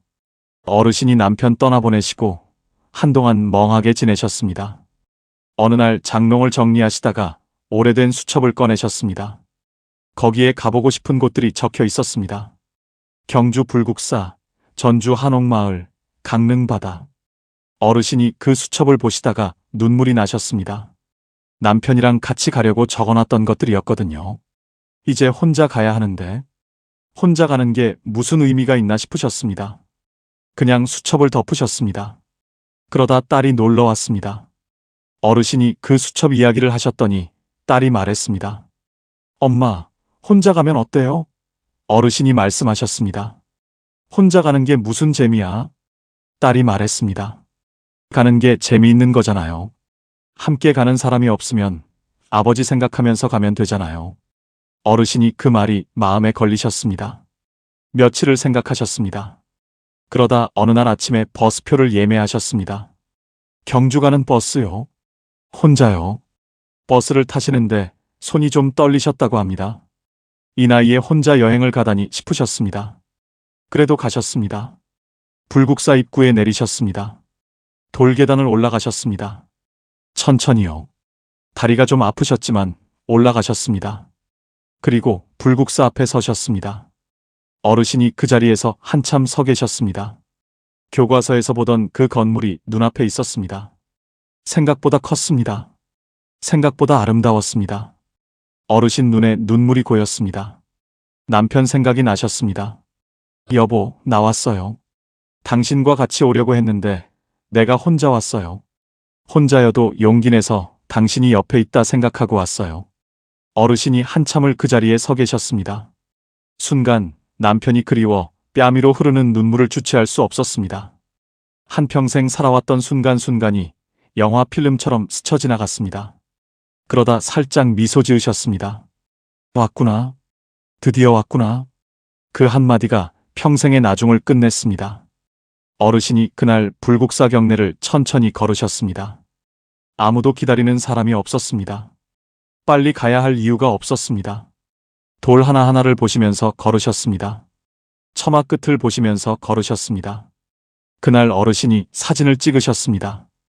혼자서요. 셀카를요. 평생 셀카를 찍어본 적이 없으셨는데 그날 찍으셨습니다. 집에 오셔서 딸한테 그 사진을 보내드렸습니다. 딸이 전화를 했습니다. 엄마 표정 좀 봐요. 너무 좋아 보여요. 어르신이 그 말을 들으시고 생각하셨습니다. 그렇구나. 나 좋아 보이는구나. 심리학자들은 이것을 이렇게 설명합니다. 미뤄온 것을 실제로 행동으로 옮기는 순간 뇌에서 도파민이 분비되면서 성취감과 함께 자기 효능감이 높아진다고요. 쉽게 말하면 이렇습니다. 나중에 하려고 했던 것을 오늘 하는 순간 뇌가 기뻐한다는 겁니다. 나중이라는 말은 사실 두려움의 다른 이름입니다. 혼자 가면 어쩌지, 나이 들어서 가면 이상하지 않을까. 그 두려움이 나중을 만드는 겁니다. 그런데 그 두려움을 넘어서는 순간 불국사 앞에 서게 됩니다. 어르신이 이렇게 말씀하셨습니다. 나중에는 없어요. 달력에 나중이라는 날은 없어요. 오늘만 있어요. 가고 싶으면 지금 가세요. 혼자 가도 돼요. 혼자 가는 것도 여행이에요. 여러분께 여쭤보고 싶습니다. 지금 이 순간 가보고 싶은 곳이 있으십니까? 그곳에 언제 가실 겁니까? 나중으로 미루고 계신 것은 아닙니까? 지금 가십시오. 세 번째로 넘어가겠습니다. 혹시 지금 마음속에 오래된 갈등이 있으십니까? 화해하지 못한 관계가 있으십니까? 나이 들수록 행복해지는 법 세 번째입니다. 용서는 상대방이 아니라 나를 위한 것입니다. 전남 광양에 사시는 76살 최수님 어르신 이야기입니다. 어르신에게는 오래된 가족 갈등이 있으셨습니다. 남매 간의 일이었습니다. 어릴 때부터 사이가 좋지 않으셨던 남매였는데 어른이 되고 나서 재산 문제로 크게 다퉜습니다. 그 뒤로 20년 동안 말을 안 하셨습니다. 명절에도 서로 시간을 달리해서 다녔습니다. 어르신은 그 동생을 생각하면 아직도 속이 끓으셨습니다. 억울하셨고 서운하셨고 분하셨습니다. 그 감정이 20년이 지났는데도 그대로였습니다. 어르신이 친구한테 그 이야기를 하면 친구가 말했습니다. 그냥 용서해. 나이 들어서까지 그러면 뭐가 좋아? 어르신이 말씀하셨습니다. 용서? 내가 왜 용서해? 내가 잘못한 게 없는데. 그 말이 맞았습니다. 어르신이 잘못한 것이 없었습니다. 그런데 그 억울함을 20년 동안 품고 사셨습니다. 그러다 어느 날 동생이 아팠다는 소식을 들으셨습니다. 위암이었습니다. 수술을 했다는 말을 들으셨습니다. 어르신이 그날 밤 잠을 못 주무셨습니다. 어릴 적 동생이 귀여웠는데 왜 동생하고 이렇게 되었을까? 동생은 미운 사람인데 왜 잠이 안 오지? 어르신이 새벽에 누워서 생각하셨습니다. 동생이 위독해져서 죽으면 어떡하지? 그 생각이 드는 순간 어르신이 스스로 놀라셨습니다. 동생이 그냥 미운 줄 알았는데. 어르신이 며칠을 생각하셨습니다. 그러다 어느 날 차를 타셨습니다. 동생 집 쪽으로 가셨습니다. 집 앞에 도착하셨습니다. 차에서 내리셨습니다. 대문 앞에 서셨습니다. 초인종이 보였습니다. 손이 올라가지 않았습니다. 멍하니 서 계셨습니다. 5분이 지났습니다. 10분이 지났습니다. 20분이 지났습니다. 담장 너머로 마당에 감나무가 보였습니다. 어릴 때 동생과 같이 그 감나무에서 감을 따던 기억이 올라왔습니다. 까르르 웃으며 재밌던 적도 있었어요. 마음이 착잡했습니다. 어르신이 결국 돌아서셨습니다. 차에 타셨습니다. 집으로 오셨습니다. 그런데 이상했습니다. 집에 오시는 길에 마음이 조금 가벼우셨습니다. 초인종을 누르지 못했는데도요. 동생을 만나러 가려고 했다는 것만으로도 뭔가 달라지는 것 같으셨습니다. 일주일이 지났습니다. 어르신이 다시 차를 타셨습니다. 동생 집 앞에 도착하셨습니다. 여전히 감이 주렁주렁 열려 있었어요. 이번엔 차에서 내리시자마자 걸어가셨습니다. 생각할 시간을 주지 않으셨습니다. 그리고 초인종을 누르셨어요. 딸깍. 잠시 후 문이 열렸습니다. 그 동생이 나왔습니다. 얼굴 안 보고 산지 얼마 만인지 20년 만이었습니다. 동생은 많이 야위어 있었습니다. 두 분이 마주 보셨습니다. 아무 말도 없었습니다. 그러다 동생분이 말했습니다. 왔어? 어르신이 말씀하셨습니다. 왔어. 그게 전부였습니다. 두 분이 마루에 앉으셨습니다. 대추차를 한 잔씩 드셨습니다. 말이 없었습니다. 그냥 차를 드셨습니다. 그 침묵이 불편하지 않으셨습니다. 이상하게요. 20년의 침묵과는 다른 침묵이었습니다. 20년의 침묵은 차갑고 딱딱한 침묵이었는데 그날의 침묵은 따뜻하고 부드러운 침묵이었습니다. 차를 다 드시고 나서 어르신이 일어나셨습니다. 가야겠다고 하셨습니다. 동생이 문까지 따라 나왔습니다. 어르신이 돌아서서 걸어가시는데 동생분이 말했습니다. 다음에 또 와. 어르신은 뒤를 돌아보지 않고 손을 드셨습니다. 그리고 차에 타셨습니다. 쇼펜하우어는 이런 말을 했습니다. 다른 사람의 잘못에 분노하는 것은 남이 지른 불에 내가 타는 것과 같다. 불을 지른 것은 상대방인데 타는 것은 나입니다. 용서는 상대방에게 주는 선물이 아닙니다. 내가 나에게 주는 선물입니다. 오래된 원망을 붙들고 있는 것은 뜨거운 숯덩이를 손에 쥐고 상대방에게 던지려는 것과 같습니다. 가장 많이 되는 것은 내 손입니다. 어르신이 이렇게 말씀하셨습니다. 용서한 게 아니에요. 그냥 동생 얼굴만 한번 보려고 갔어요. 근데 갔더니 내 마음이 달라지더라고요. 용서는 상대방을 위한 게 아니에요. 나를 위한 거예요. 20년 동안 내가 나를 가뒀던 거예요. 이제 그 감옥 속에서 나온 것 같아요. 여러분께 여쭤보고 싶습니다. 지금 이 순간 화해하지 못한 관계가 있으십니까? 그 관계 때문에 밤에 잠이 안 오신 적이 있으십니까? 용서는 상대방을 위한 것이 아니라 나를 위한 것입니다. 나이 들수록 행복해지는 법, 네 번째입니다. 오늘 이 영상에서 제가 가장 드리고 싶은 이야기입니다. 내가 나를 가장 먼저 안아줘야 합니다. 잠깐 멈추겠습니다. 지금부터 드릴 이야기가 오늘 이 영상에서 가장 깊은 이야기입니다. 여러분께 먼저 한 가지 여쭤보겠습니다. 여러분은 지금 여러분 자신이 좋으십니까? 나 자신이 좋다. 나는 잘 살아왔다. 그런 생각이 드십니까? 망설여지신다고요? 선뜻 그렇다고 하시기 어려우신 분이 계시죠? 그렇다면 이 이야기는 여러분을 위한 것입니다. 끝까지 들어보세요. 경북 영천에 사시는 79살 이말래 어르신 이야기입니다. 어르신은 평생 스스로에게 가혹하셨습니다.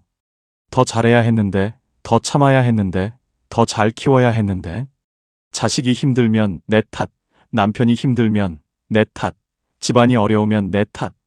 그 자책이 평생 어르신을 따라다녔습니다. 어르신이 잘한 것들도 많으셨습니다. 가난한 살림에 자식 셋을 다 가르치셨고, 시부모를 10년 넘게 모시셨고, 남편 병치레를 혼자 감당하셨습니다. 대단한 일들이었습니다. 그런데 어르신은 그것들을 잘한 것이라고 생각하지 않으셨습니다. 당연히 해야 하는 것을 한 것뿐이라고 생각하셨습니다. 칭찬받을 일이 아니라고요. 그러면서 잘못한 것들은 아주 크게 보셨습니다. 자식한테 한번 크게 화를 냈던 것, 시어머니한테 퉁명스럽게 대했던 것, 남편한테 서운한 말을 했던 것, 그것들이 수십 년이 지나도 마음속에 남아 있으셨습니다. 어르신이 혼자 계실 때면 그 기억들이 올라왔습니다. 그때 내가 왜 그랬을까? 그때 좀 더 잘해줬어야 하는데. 그 자책이 어르신을 오래 붙잡았습니다. 정말 힘들었습니다. 울컥울컥한 날이 수없이 많았습니다. 그러다 어르신 팔순 생일날이었습니다. 자식들이 다 모였습니다. 손주들도 왔어요. 케이크에 불을 켰습니다. 다들 박수를 치셨습니다. 어르신이 소원을 비시고 불을 끄셨습니다. 케이크를 자르는데 중학교 다니는 손녀가 어르신 옆으로 왔습니다.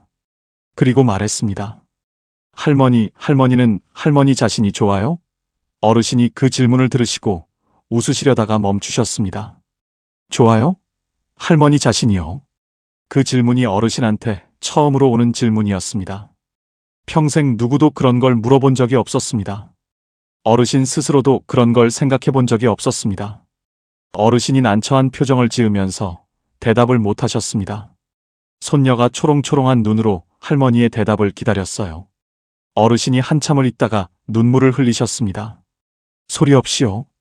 케이크 앞에서 가만히 할머니의 뺨위로 눈물이 흘렀습니다. 손녀가 놀라서 할머니 왜 울어요? 하고 물었습니다.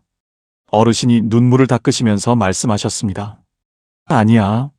그냥 내가 나 자신이 좋은지 한 번도 생각해 본 적이 없었네 싶어서. 그날 밤이었습니다. 손님들이 다 돌아가고 어르신이 혼자 방에 계셨습니다. 화장대 앞에 앉으셨습니다. 거울을 보셨습니다. 거울 속에 79살 어르신이 계셨습니다. 주름이 많았습니다. 머리가 하였습니다. 어르신이 그 얼굴을 오래 보셨습니다.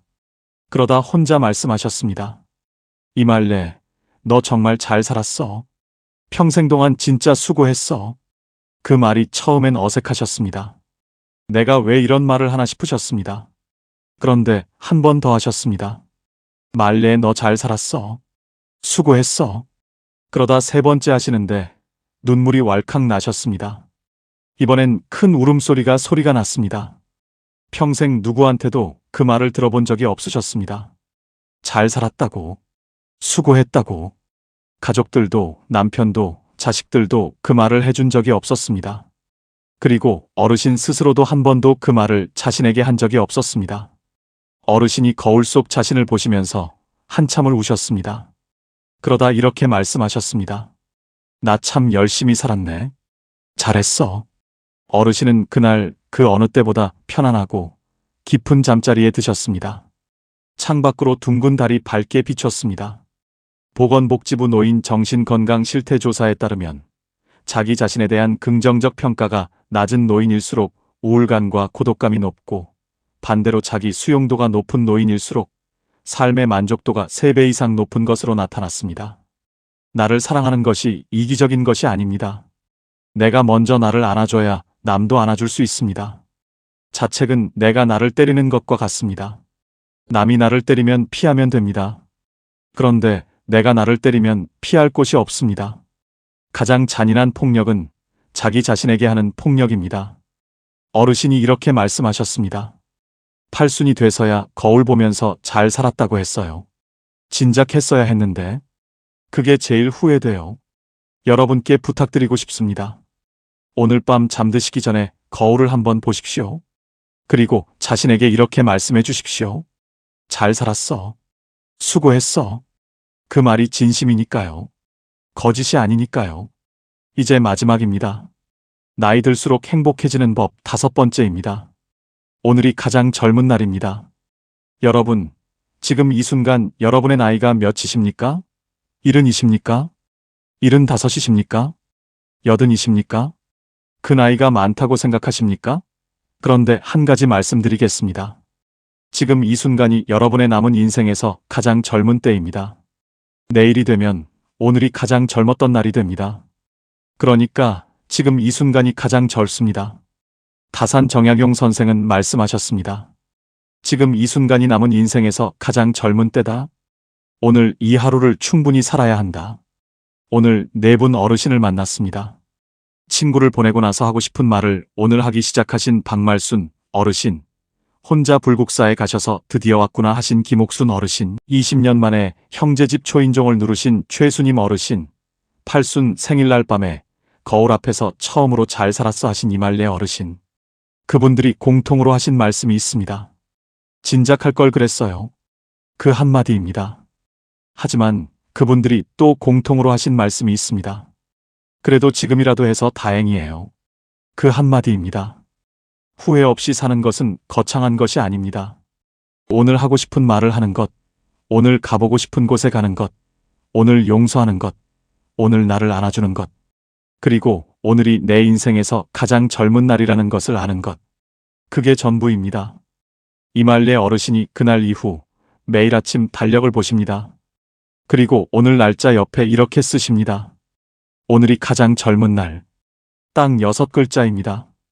그런데 그 6글자가 어르신의 하루를 바꿉니다. 어르신이 이렇게 말씀하셨습니다. 오늘 이 날짜를 쓰고 나면 이상하게 하루가 아깝지 않아요. 그냥 지나가면 안 될 것 같아요. 그래서 뭔가를 하게 돼요. 전화도 하고 어디도 가고 하고 싶은 말도 하고 그 6글자가 저를 움직이게 해요. 오늘 여러분도 달력을 꺼내십시오. 오늘 날짜 옆에 이렇게 쓰십시오. 오늘이 가장 젊은 날. 그리고 오늘 딱 한 가지만 하십시오. 하고 싶었던 말을 하는 것, 가보고 싶었던 곳에 가는 것, 오래된 관계에 먼저 손을 내미는 것, 아니면 거울 앞에서 잘 살았어 한마디 하는 것. 딱 하나만요. 그 하나가 오늘을 후회 없는 날로 만들어줍니다. 이제 마무리입니다. 오늘 5가지를 함께 들으셨습니다. 하고 싶은 말 오늘 하기, 가보고 싶은 곳 지금 가기, 용서는 나를 위해 하기, 내가 나를 먼저 안아주기, 그리고 오늘이 가장 젊은 날이라는 것 기억하기. 다 거창하지 않습니다. 돈이 드는 것도 없습니다. 여러분이 오늘부터 바로 시작하실 수 있는 것들입니다. 후회는 지나간 것에서 옵니다. 그런데 오늘을 잘 살면 내일의 후회가 줄어듭니다. 그리고 오늘을 잘 산 날들이 쌓이면 어느 날 이렇게 말씀하실 수 있습니다. 나는 후회 없이 살았다고요. 여러분은 지금까지 정말 열심히 사셨습니다. 평생 누군가를 위해 살았고, 평생 뒤에서 받쳐주셨고, 평생 먼저 챙겨주셨습니다. 넘어져도 다시 일어나시고, 억울해도 참으시고, 무서워도 내색하지 않으셨습니다. 그 삶이 이미 대단한 삶입니다. 그러니 오늘 밤 거울 앞에 서서 꼭 이렇게 말씀해 주십시오. 잘 살았어. 수고했어. 그리고 내일 아침 달력에 이렇게 쓰십시오. 오늘이 가장 젊은 날. 그 말이 진심이니까요. 거짓이 아니니까요. 내일은 오늘보다 반드시 더 따뜻하고 빛날 것입니다. 오늘 5가지 중에 가장 가슴에 남으신 것이 무엇인지 댓글로 나눠주십시오. 여러분의 한마디가 지금 이 영상을 혼자 보고 계실 누군가에게 오늘 하루를 살아갈 희망과 이유가 될 수 있습니다. 오늘도 끝까지 함께 해주셔서 진심으로 감사드립니다. 황금노후는 여러분의 행복을 위해 평생 응원하겠습니다. 지금까지 황금노후였습니다. 여러분, 잠시 눈을 감고 생각해보세요. 세상에서 가장 행복한 하루는 어떤 날일까요? 전망 좋은 멋진 집에서 사는 노후일까요? 통장에 돈이 많아서 기분 좋은 날일까요? 그런데요, 사실은 남 눈치 전혀 보지 않고 내가 하고 싶은 것을 다 하는 하루가 세상 최고로 행복한 하루입니다. 오늘은 평생 가족을 위해 희생하고 살았고 자신을 전혀 돌보지 못하신 여러분을 위한 이야기입니다. 여러분의 노년이 행복해지는 중요한 이야기. 자, 시작하겠습니다. 아들이 밥상에서 아무렇지 않게 말했습니다. 엄마, 이번 주말에 우리 가족끼리 여행 가려고요. 엄마는 집에서 편히 쉬세요. 전북 전주에 사는 윤정자 씨, 74살이에요. 이분이 그 말을 듣는 순간 멍한 채로 손에 들고 있던 숟가락을 천천히 내려놓았습니다. 국그릇을 봤어요. 뜨거운 국물 위로 김이 올라오고 있었습니다. 우리 가족끼리. 그 말 한마디가 가슴에 박혔어요. 아들은 이미 며느리와 여행 이야기를 나누고 있었습니다. 손주가 엄마, 우리 어디 가요? 어디 가? 하고 떠들었어요. 밥상이 왁자지껄했습니다. 그 소란 속에서 윤정자 씨만 조용했어요. 국그릇만 봤습니다. 아, 나는 이 집 가족이 아니구나. 40년을 살고 2 아들을 낳고 키운 이 집에서 나는 지금 그냥 동거인이구나. 그런데 이상하게도 그 깨달음이 슬픔이 아니라 하나의 해방처럼 느껴졌습니다. 그날 밤 방에 홀로 누운 윤정자 씨는 천장을 보며 오래 생각했어요. 그리고 결심했습니다. 독립하자. 내 집에서 살자. 지금 이 이야기를 들으시면서 가슴이 먹먹해지시는 분이 계신가요? 우리 가족끼리라는 말이 남의 이야기 같지 않으신 분이 계신가요? 그렇다면 오늘 이 이야기는 바로 여러분을 위한 것입니다. 혼자가 된다는 것이 끝이 아니에요. 오히려 지금부터가 진짜 내 인생의 시작이라는 것을. 오늘 이 이야기가 끝날 때 여러분은 그것을 아시게 될 겁니다. 지금 바로 시작하겠습니다. 60세 이후 혼자 사는 어르신이 얼마나 될까요? 2025년 통계청이 발표한 고령자 통계에 따르면 올해 65세 이상 고령 인구는 우리나라 전체 인구의 20.3%를 넘어섰습니다. 초고령 사회에 공식 진입한 거예요.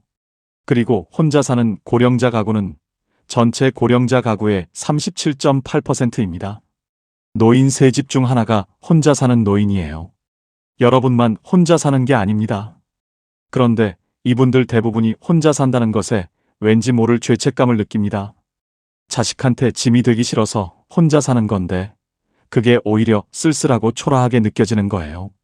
주변에서 혼자 사세요, 외롭지 않으세요 하고 물으면 괜찮다고 웃지만 속으로는 뭔가 허전합니다. 오늘 이 이야기는 그 감각을 완전히 뒤집으려고 합니다. 혼자가 외로운 것이 아니라 혼자가 축복이라는 것을, 그것을 세 분의 이야기로 증명하겠습니다. 3개월 후 윤정자 씨는 작은 투룸 아파트를 얻었습니다. 자녀들은 반대했어요. 엄마, 혼자 사시면 아프면 어떡해요? 윤정자 씨는 단호했습니다. 나는 내 집에서 살고 싶어. 이삿날 아침이었어요. 작은 짐을 차에 싣고 엘리베이터를 내려오는데 이분은 생전 처음으로 어깨가 가벼워지는 걸 느꼈다고 했어요.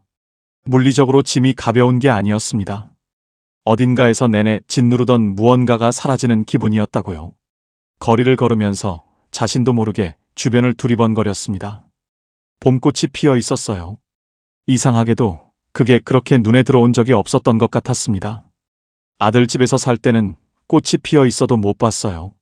항상 며느리 기분이 어떤가, 오늘 내가 실수한 게 없나 하고 머릿속이 가득 차 있었거든요. 처음 일주일은 정말 외로웠대요.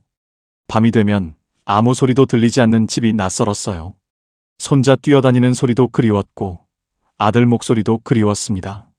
내가 잘한 걸까? 혼자 사는 게 맞을까? 그런데 일주일이 지나니 달라졌어요.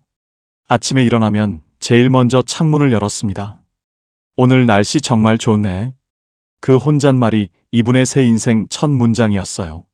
커피를 내려 마시며 텔레비전 소리를 크게 틀어도 아무도 뭐라 하지 않았어요. 점심은 내가 먹고 싶을 때 내가 먹고 싶은 걸 먹었습니다. 간단해도 맛있었어요. 내가 선택한 밥이었으니까요. 법구경에 이런 말씀이 있습니다. 자신을 이긴 자가 가장 위대한 승자다. 윤정자 씨가 이긴 것은 외로움이 아니었어요. 평생 자신을 짓누르던 눈치였습니다. 그 눈치를 이긴 날 아침, 처음으로 창문이 활짝 열렸어요. 그리고 신기한 일이 생겼습니다. 아들과 관계가 오히려 좋아진 거예요. 한 달에 한 번 만나는데 예전보다 훨씬 편해요. 아들도 말합니다. 엄마가 혼자 사시니까 오히려 관계가 좋아졌어요. 예전에는 매일 봐서 서로 불편했는데 이제는 가끔 보니까 더 반가워요. 거리가 사랑을 지켰습니다. 함께 살면서 서로 지치는 것보다 떨어져 살면서 서로 그리워하는 것이 더 건강한 사랑일 수 있어요. 그 그리움이 쌓여 가끔 만나는 날의 밥상을 더 따뜻하게 만들거든요. 여러분, 지금 자식 집에서 손님처럼 살고 계신 분이 계신가요? 짜도 맛있다고, 싱거워도 맛있다고 말하면서요. 그렇다면 윤정자 씨 이야기가 지금 여러분께 드리는 이야기입니다. 두 번째 이야기입니다. 강원도 춘천에 사는 한명숙 씨, 71살이에요. 이분은 10년 전 남편을 먼저 보냈습니다. 뇌졸 중이었어요. 갑작스러운 이별이었습니다. 장례를 치르고 나서 텅 빈 집에 홀로 남겨졌어요. 40년을 함께 살았던 사람이 사라진 자리는 너무 컸습니다. 남편이 즐겨 앉던 소파 한 귀퉁이, 남편의 칫솔이 꽂혀있던 욕실, 선반, 현관 앞에 놓여있던 남편의 슬리퍼, 그 모든 것들이 한명숙 씨를 울렸습니다. 밥을 2사람분으로 짓다가 혼자라는 걸 깨닫고 멈추는 순간, 2개 놓던 수저를 하나만 놓는 순간, 그 순간들이 얼마나 아프고 낯선지요. 딸이 말했어요. 엄마, 우리 집으로 오세요. 혼자 어떻게 살아요? 한명숙 씨는 고민했지만 결심했습니다. 일단 혼자 살아보자. 안 되면 그때 가자. 처음 석 달이 가장 힘들었어요. 새벽 3시에 눈이 떠지면 이불을 끌어안고 한참을 울었습니다. 남편이 꿈에 나왔다가 눈을 뜨면 없고, 라디오에서 남편이 좋아하던 노래가 나오면 발걸음이 멈춰지고, 그러던 어느 날이었어요. 점심때가 됐는데 아무것도 먹고 싶지 않았어요. 그냥 된장찌개나 끓이자 싶었습니다. 냉장고 문을 열어 남은 두부와 애호박을 꺼냈어요. 냄비에 물을 붓고 된장을 풀었습니다. 그런데 이분은 그 순간 멈췄어요. 된장을 얼마나 넣을까 하다가 갑자기 이런 생각이 들었습니다. 나는 이 된장찌개를 40년 동안 누구 입맛에 맞게 끓였지? 남편은 짜게, 아이들은 싱겁게, 시어머니는 건더기 없이 단 한 번도 내가 좋아하는 맛으로 끓인 적이 없었어요. 이분은 그 생각을 하면서 천천히 된장을 더 넣었습니다. 내가 좋아하는 만큼요. 애호박도 크게 썰었어요. 내가 크게 썬 건더기를 좋아하거든요. 두부도 넉넉하게 넣었습니다. 뚜껑을 열고 된장 익는 냄새를 맡았어요. 그 냄새가 코끝에 닿는 순간 갑자기 배가 고팠습니다. 밥을 한 숟가락 떠서 된장찌개에 말아 먹었어요. 그런데 그게 맛있었습니다. 진짜로요. 한명숙 씨는 그 순간 멈췄어요. 이상하다. 왜 이렇게 맛있지? 그리고 알았습니다. 천천히 씹어서였어요. 아무도 기다리지 않으니까. 내가 먹고 싶어서 끓인 밥이라서. 그리고 지금 이 냄비 앞에 서 있는 사람이 처음으로 오롯이 나여서. 이분은 그 된장찌개 한 그릇을 다 비우고 나서 한참을 그 자리에 앉아 있었습니다. 서두를 이유가 없었어요. 치울 이유도 어딘가 가야 할 이유도 없었습니다. 그 조용함이 처음엔 낯설었는데 가만히 앉아 있으니 이상하게 마음이 고요해졌어요. 한명숙 씨는 생각했습니다. 아, 이게 외로운 게 아니구나. 이게 평온한 거구나. 내가 지금까지 이 고요함을 외로움이라고 오해하고 있었던 거구나. 쇼펜하우어는 이렇게 말했습니다. 고독을 즐길 줄 아는 사람만이 진정한 자유를 얻는다고. 고독은 비어있는 것이 아닙니다. 내가 나 자신으로 가득 차 있는 상태예요. 한명숙 씨는 40년을 아내로, 엄마로, 며느리로 살면서 한 번도 온전히 나로 있어 본 적이 없었어요. 그런데 혼자가 되고 나서야 처음으로 자신을 만났습니다. 내가 무엇을 좋아하는지, 무엇을 먹고 싶은지. 71살에 남편을 떠나보내고 나서야 드디어 자신을 알게 됐습니다. 그날 이후 한명숙 씨는 매일 아침 작은 냄비를 꺼냅니다. 혼자 불량이에요. 된장찌개를 끓이면서 라디오를 틀어요. 남편이 좋아하던 노래가 나올 때도 있습니다. 예전엔 그 노래가 나오면 발걸음이 멈춰졌는데 이제는 그 노래를 들으며 두부를 썰어요. 눈물이 나면서도 조용히 웃습니다. 그리움과 평온이 같이 있었습니다. 이분은 말해요. 남편이 그립지 않은 날은 없어요. 하지만 그 그리움이 이제는 나를 무너뜨리지 않아요. 오히려 오늘 하루를 더 소중하게 살게 해줘요. 어느 날 딸이 말했어요. 엄마 목소리가 밝아요. 웃음이 많아졌어요. 전화할 때마다 엄마가 행복해 보여서 제가 더 행복해요. 한명숙 씨는 그 말을 듣고 눈물이 났다고 합니다. 내가 행복해야 자녀도 행복하다는 것을 어른이 되어서야 몸으로 알게 됐다고요. 자녀에게 줄 수 있는 가장 큰 선물은 재산도 희생도 아니었습니다. 내가 행복한 모습 그 자체였어요. 여러분, 지금 2개 놓던 수저를 하나만 놓고 계신 분이 계신가요? 그 외로움이 얼마나 깊은지 압니다. 그런데 어느 날 혼자 끓인 된장찌개 한 그릇이 이상하게 맛있어지는 날이 옵니다. 그날이 새 삶의 시작이에요. 그 맛을 기다려 주십시오. 세 번째 이야기입니다. 경북 포항에 사는 오순덕 씨, 72살이에요. 이분은 평생 바다를 좋아했습니다. 포항 바다요. 집에서 버스 타고 30분이면 가는 거리인데 한 번도 혼자 간 적이 없었어요. 남편이 살아있을 때 함께 가고 싶었는데 못 갔습니다. 남편은 바다를 별로 안 좋아했거든요. 바람이 차다고, 모래가 들어온다고. 그래서 늘 나중에 혼자라도 가야지 생각만 했어요. 그 나중이 어느새 70이 됐습니다.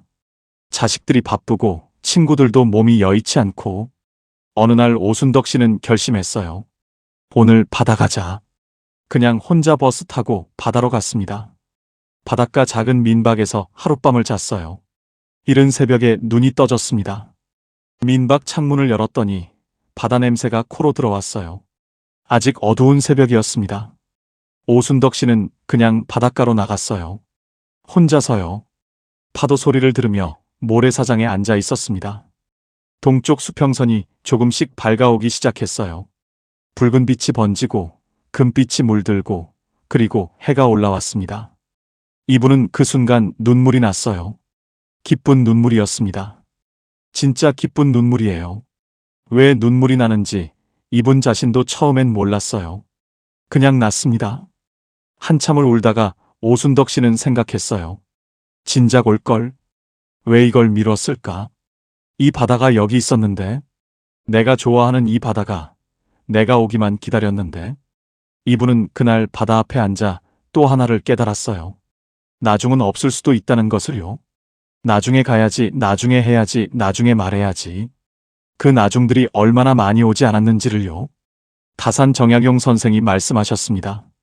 하루를 헛되이 보내는 것은 하루를 잃는 것이 아니라 삶 전체를 조금씩 잃는 것이다. 오순덕 씨가 30년 동안 나중으로 미뤄온 바다는 사실 삶 전체를 조금씩 잃어온 것이었어요. 그런데 오늘 이 새벽 해돋이 앞에서 그 모든 나중을 한꺼번에 돌려받는 것 같았습니다. 민박으로 돌아오는 길에 오순덕 씨는 핸드폰을 꺼냈어요. 보고 싶었던 친구에게 전화를 했습니다. 자고 있을 시간이었는데도요. 야, 나 지금 포항 바다 왔어. 혼자. 친구는 놀랐어요. 뭐? 혼자? 둘이 한참 웃었습니다. 새벽 바다에서 혼자 와서 친구한테 전화하면서 웃는 72살. 그게 오순덕 씨의 새 인생이 시작되는 순간이었습니다. 그 다음 달 이분은 다시 바다에 갔어요. 이번엔 친구 한 명이랑 같이 갔습니다. 둘이 새벽 해돋이를 봤어요. 수평선 위로 해가 올라오는 순간 친구가 오순덕 씨 손을 잡았습니다. 아무 말도 없었어요. 그냥 손을 잡고 해가 뜨는 걸 봤습니다. 오순덕 씨는 말합니다. 그 순간이 내 인생에서 가장 아름다운 장면 중 하나예요. 72의 새벽 바다에서 친구 손잡고 해 뜨는 걸 보는 것. 이게 행복이구나 싶었어요. 이 세 분이 공통적으로 발견한 것이 있습니다. 혼자가 된 후 삶이 달라진 분들이 실제로 하고 있는 것들이에요. 어렵지 않아요. 돈이 드는 것도 아닙니다. 지금 당장 오늘부터 시작할 수 있는 것들입니다. 첫 번째는 아침을 내가 여는 것입니다. 윤정자 씨가 독립한 첫날 아침에 한 것이 바로 그것이었어요. 창문을 열고 오늘 날씨 정말 좋네 하고 혼자 말한 것. 눈을 뜨면 핸드폰보다 창문을 먼저 열어보세요. 오늘 하늘이 어떤지, 오늘 공기가 어떤지를 먼저 느끼는 거예요. 그 10분이 하루 전체의 주인이 누구인지를 정해줍니다. 두 번째는 내 손으로 내 밥을 짓는 것입니다. 한명숙 씨의 된장찌개처럼요. 40년 동안 남편 입맛, 자식 입맛에 맞게 끓이던 된장찌개를 처음으로 내 입맛대로 끓이는 것. 짜게 먹고 싶으면 짜게, 건더기 많이 넣고 싶으면 많이 넣고, 천천히 먹고 싶으면 천천히 먹는 것. 그 작은 선택들이 쌓여 내가 누구인지를 다시 알게 해줍니다. 간단해도 맛있어요. 내가 선택한 밥이었으니까요. 세 번째는 미뤄둔 것을 오늘 하는 것입니다. 오순덕 씨처럼 바다를 30년 미뤘다면 오늘 가세요. 보고 싶은 친구가 있으면 오늘 전화하세요. 배우고 싶었던 것이 있으면 오늘 등록하세요. 하고 싶은 말이 있으면 오늘 하세요. 나중은 오지 않을 수 있어요. 오늘이 여러분께 주어진 가장 확실한 선물입니다. 네 번째는 진짜 관계 하나를 만드는 것입니다. 오순덕 씨가 새벽 바다에서 친구 손을 잡은 것처럼요. 관계의 수가 중요한 게 아니에요. 하버드 의과대학이 724명의 삶을 85년에 걸쳐 추적한 연구의 결론은 단 하나였어요. 노년의 행복을 결정하는 것은 관계의 수가 아니라 관계의 깊이라고.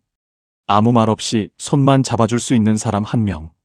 그 사람이 있느냐 없느냐가 노년의 행복을 결정합니다. 복지관이든 경로당이든 동네 공원이든 오늘 한 발짝만 나가보십시오. 다섯 번째는 거울 앞에서 나에게 말을 거는 것입니다. 오늘도 잘 살았어 하고요. 처음에는 어색해요. 그런데 일주일만 해보시면 달라집니다. 거울 속 내가 다르게 보이기 시작해요. 내가 나의 편이 되는 거거든요. 세상에서 가장 오래, 가장 가까이 있어줄 수 있는 사람은 결국 나 자신이에요. 그 나 자신에게 오늘 처음으로 말을 걸어보십시오. 이제 세 분이 지금 어떻게 살고 있는지 말씀드릴게요. 윤정자 씨는 요즘 매달 첫째 주 일요일에 아들 가족을 만납니다.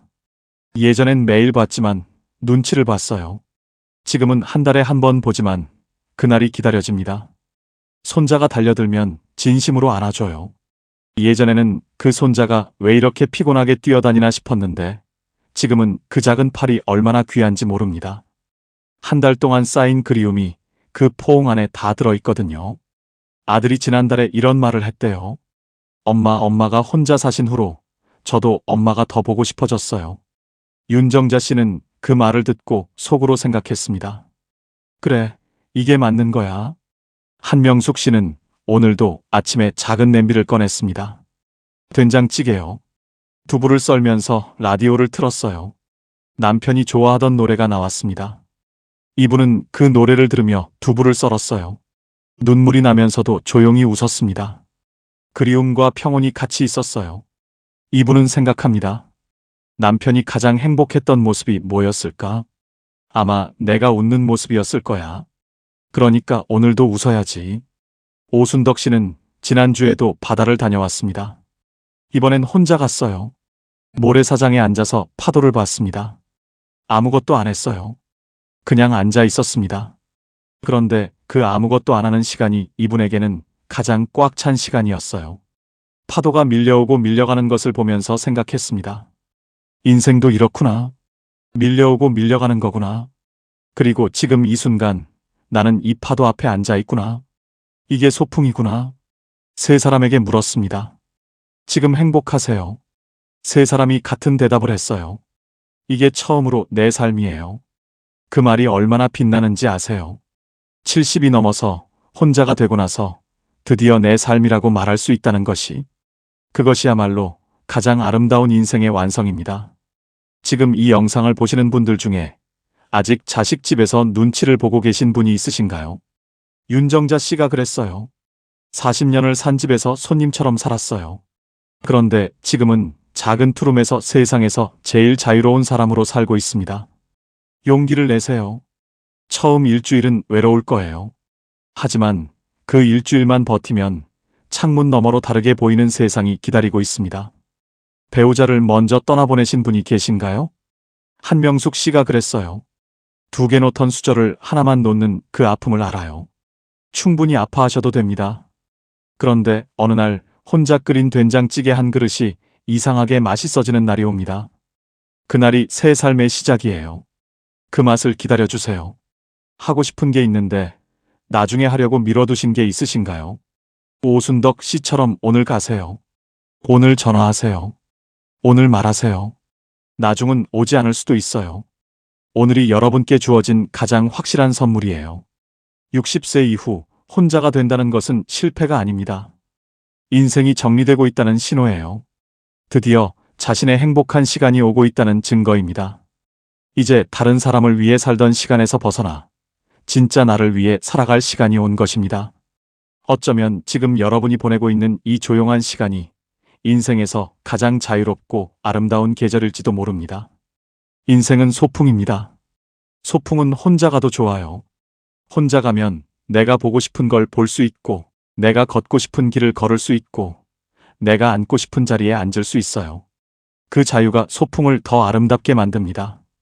윤정자 씨처럼 눈치 보던 방에서 나오셨든, 한명숙 씨처럼 빈자리가 너무 커서 한동안 울고 계셨든, 오순덕 씨처럼 가고 싶은 바다를 오래 미뤄두고 계셨든, 지금 이 자리가 늦은 자리가 아닙니다. 드디어 도착한 자리입니다. 오늘 이야기의 핵심을 3가지로 정리해 드리겠습니다. 첫째, 혼자 사는 것은 부끄러운 것이 아닙니다. 2025년 현재 혼자 사는 고령자 가구는 전체 고령자 가구의 37.8%예요. 여러분은 혼자가 아닙니다. 셋 중 하나가 같은 선택을 하고 있어요. 둘째, 외로움과 불행은 다릅니다. 혼자 살면서도 얼마든지 행복할 수 있어요. 아침 창문을 내가 열고 내 손으로 내 밥을 짓고 미뤄온 것을 오늘 하고 진짜 관계 하나를 만들고 거울 앞에서 나에게 말을 거는 것. 이 5가지가 혼자 사는 노후를 소풍으로 만들어줍니다. 셋째, 오늘 딱 하나만 해보십시오. 창문을 열고 오늘 날씨 정말 좋네 하고 혼자 말해보세요. 작은 냄비에 내 입맛대로 된장찌개를 끓여보세요. 30년 미뤄온 바다를 오늘 가보세요. 그 하나가 시작입니다. 여러분, 여기까지 살아오시느라 정말 수고 많으셨습니다. 평생 남을 위해 살았습니다. 가족을 위해 밥을 짓고, 자식을 위해 잠을 못 자고, 집안을 위해 자신을 뒤로 미뤘어요. 누구 하나 고맙다는 말 없어도 그냥 하셨잖아요. 그 수고를 오늘 제가 대신 말씀드릴게요. 정말 수고하셨습니다. 잘 사셨습니다. 충분히 괜찮은 분이에요. 이제는 그 사랑을 자기 자신에게도 주셔도 됩니다. 아침 창문을 열고 오늘 날씨 좋네 혼자 말하는 것. 내 입맛대로 된장찌개를 끓이는 것. 30년 미뤄온 바다를 오늘 가는 것. 거울 앞에서 오늘도 잘 살았어 하고 나에게 말을 거는 것. 나는 잘 살아왔다고, 나는 충분히 괜찮은 사람이라고 오늘 자신에게 말씀해 주십시오. 혼자 사는 것이 끝이 아니에요. 인생은 소풍입니다. 그리고 지금 여러분의 가장 아름다운 소풍이 시작되고 있습니다. 오늘 이 이야기가 마음에 닿으셨다면 댓글로 한마디 남겨주세요. 지금 사시는 지역과 함께 오늘 세 분의 이야기 중 가장 마음에 닿은 장면이 어디였는지 써주십시오. 우리 가족끼리라는 말에 국그릇을 내려다보던 윤정자 씨였는지, 혼자 끓인 된장찌개가 처음으로 맛있었던 한명숙 씨의 그 점심이었는지, 새벽 포항 바다에서 친구 손잡고 해 뜨는 걸 보던 오순덕 씨의 그 순간이었는지요. 여러분의 그 한마디가 지금 비슷한 자리에서 혼자 버티고 계신 다른 분들께 큰 힘이 됩니다. 오늘도 끝까지 함께 해주셔서 진심으로 감사드립니다. 황금노후는 여러분의 행복을 위해 평생 응원하겠습니다. 지금까지 황금노후였습니다. 여러분, 한번 솔직하게 생각해보세요.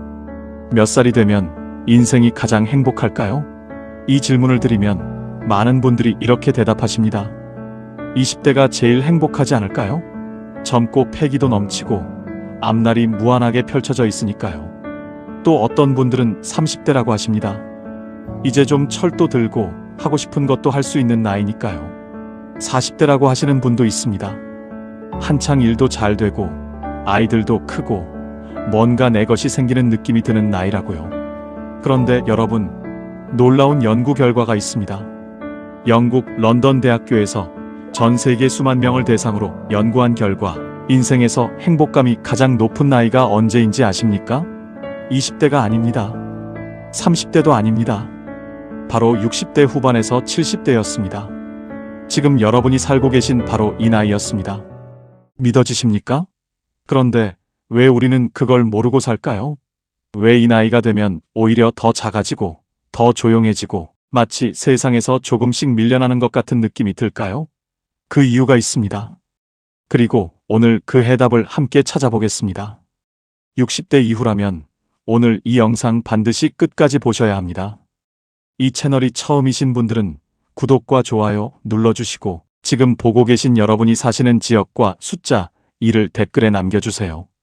여러분의 한 줄이 이 채널을 살아있게 합니다. 자, 지금 이야기 시작합니다. 그런데 현실은 어떻습니까? 어느 날 갑자기 집이 너무 조용해집니다. 자식은 떠났고 출근도 끝났고 남은 건 생각보다 너무 긴 하루입니다. 아침에 눈을 떠도 서두를 이유가 없고, 밥을 차려도 같이 먹을 사람이 없고, 텔레비전을 켜도 왠지 그 소리가 집을 더 비어있게 만드는 것 같은 그 느낌. 혹시 지금 이 말이 남의 이야기처럼 들리지 않으신가요?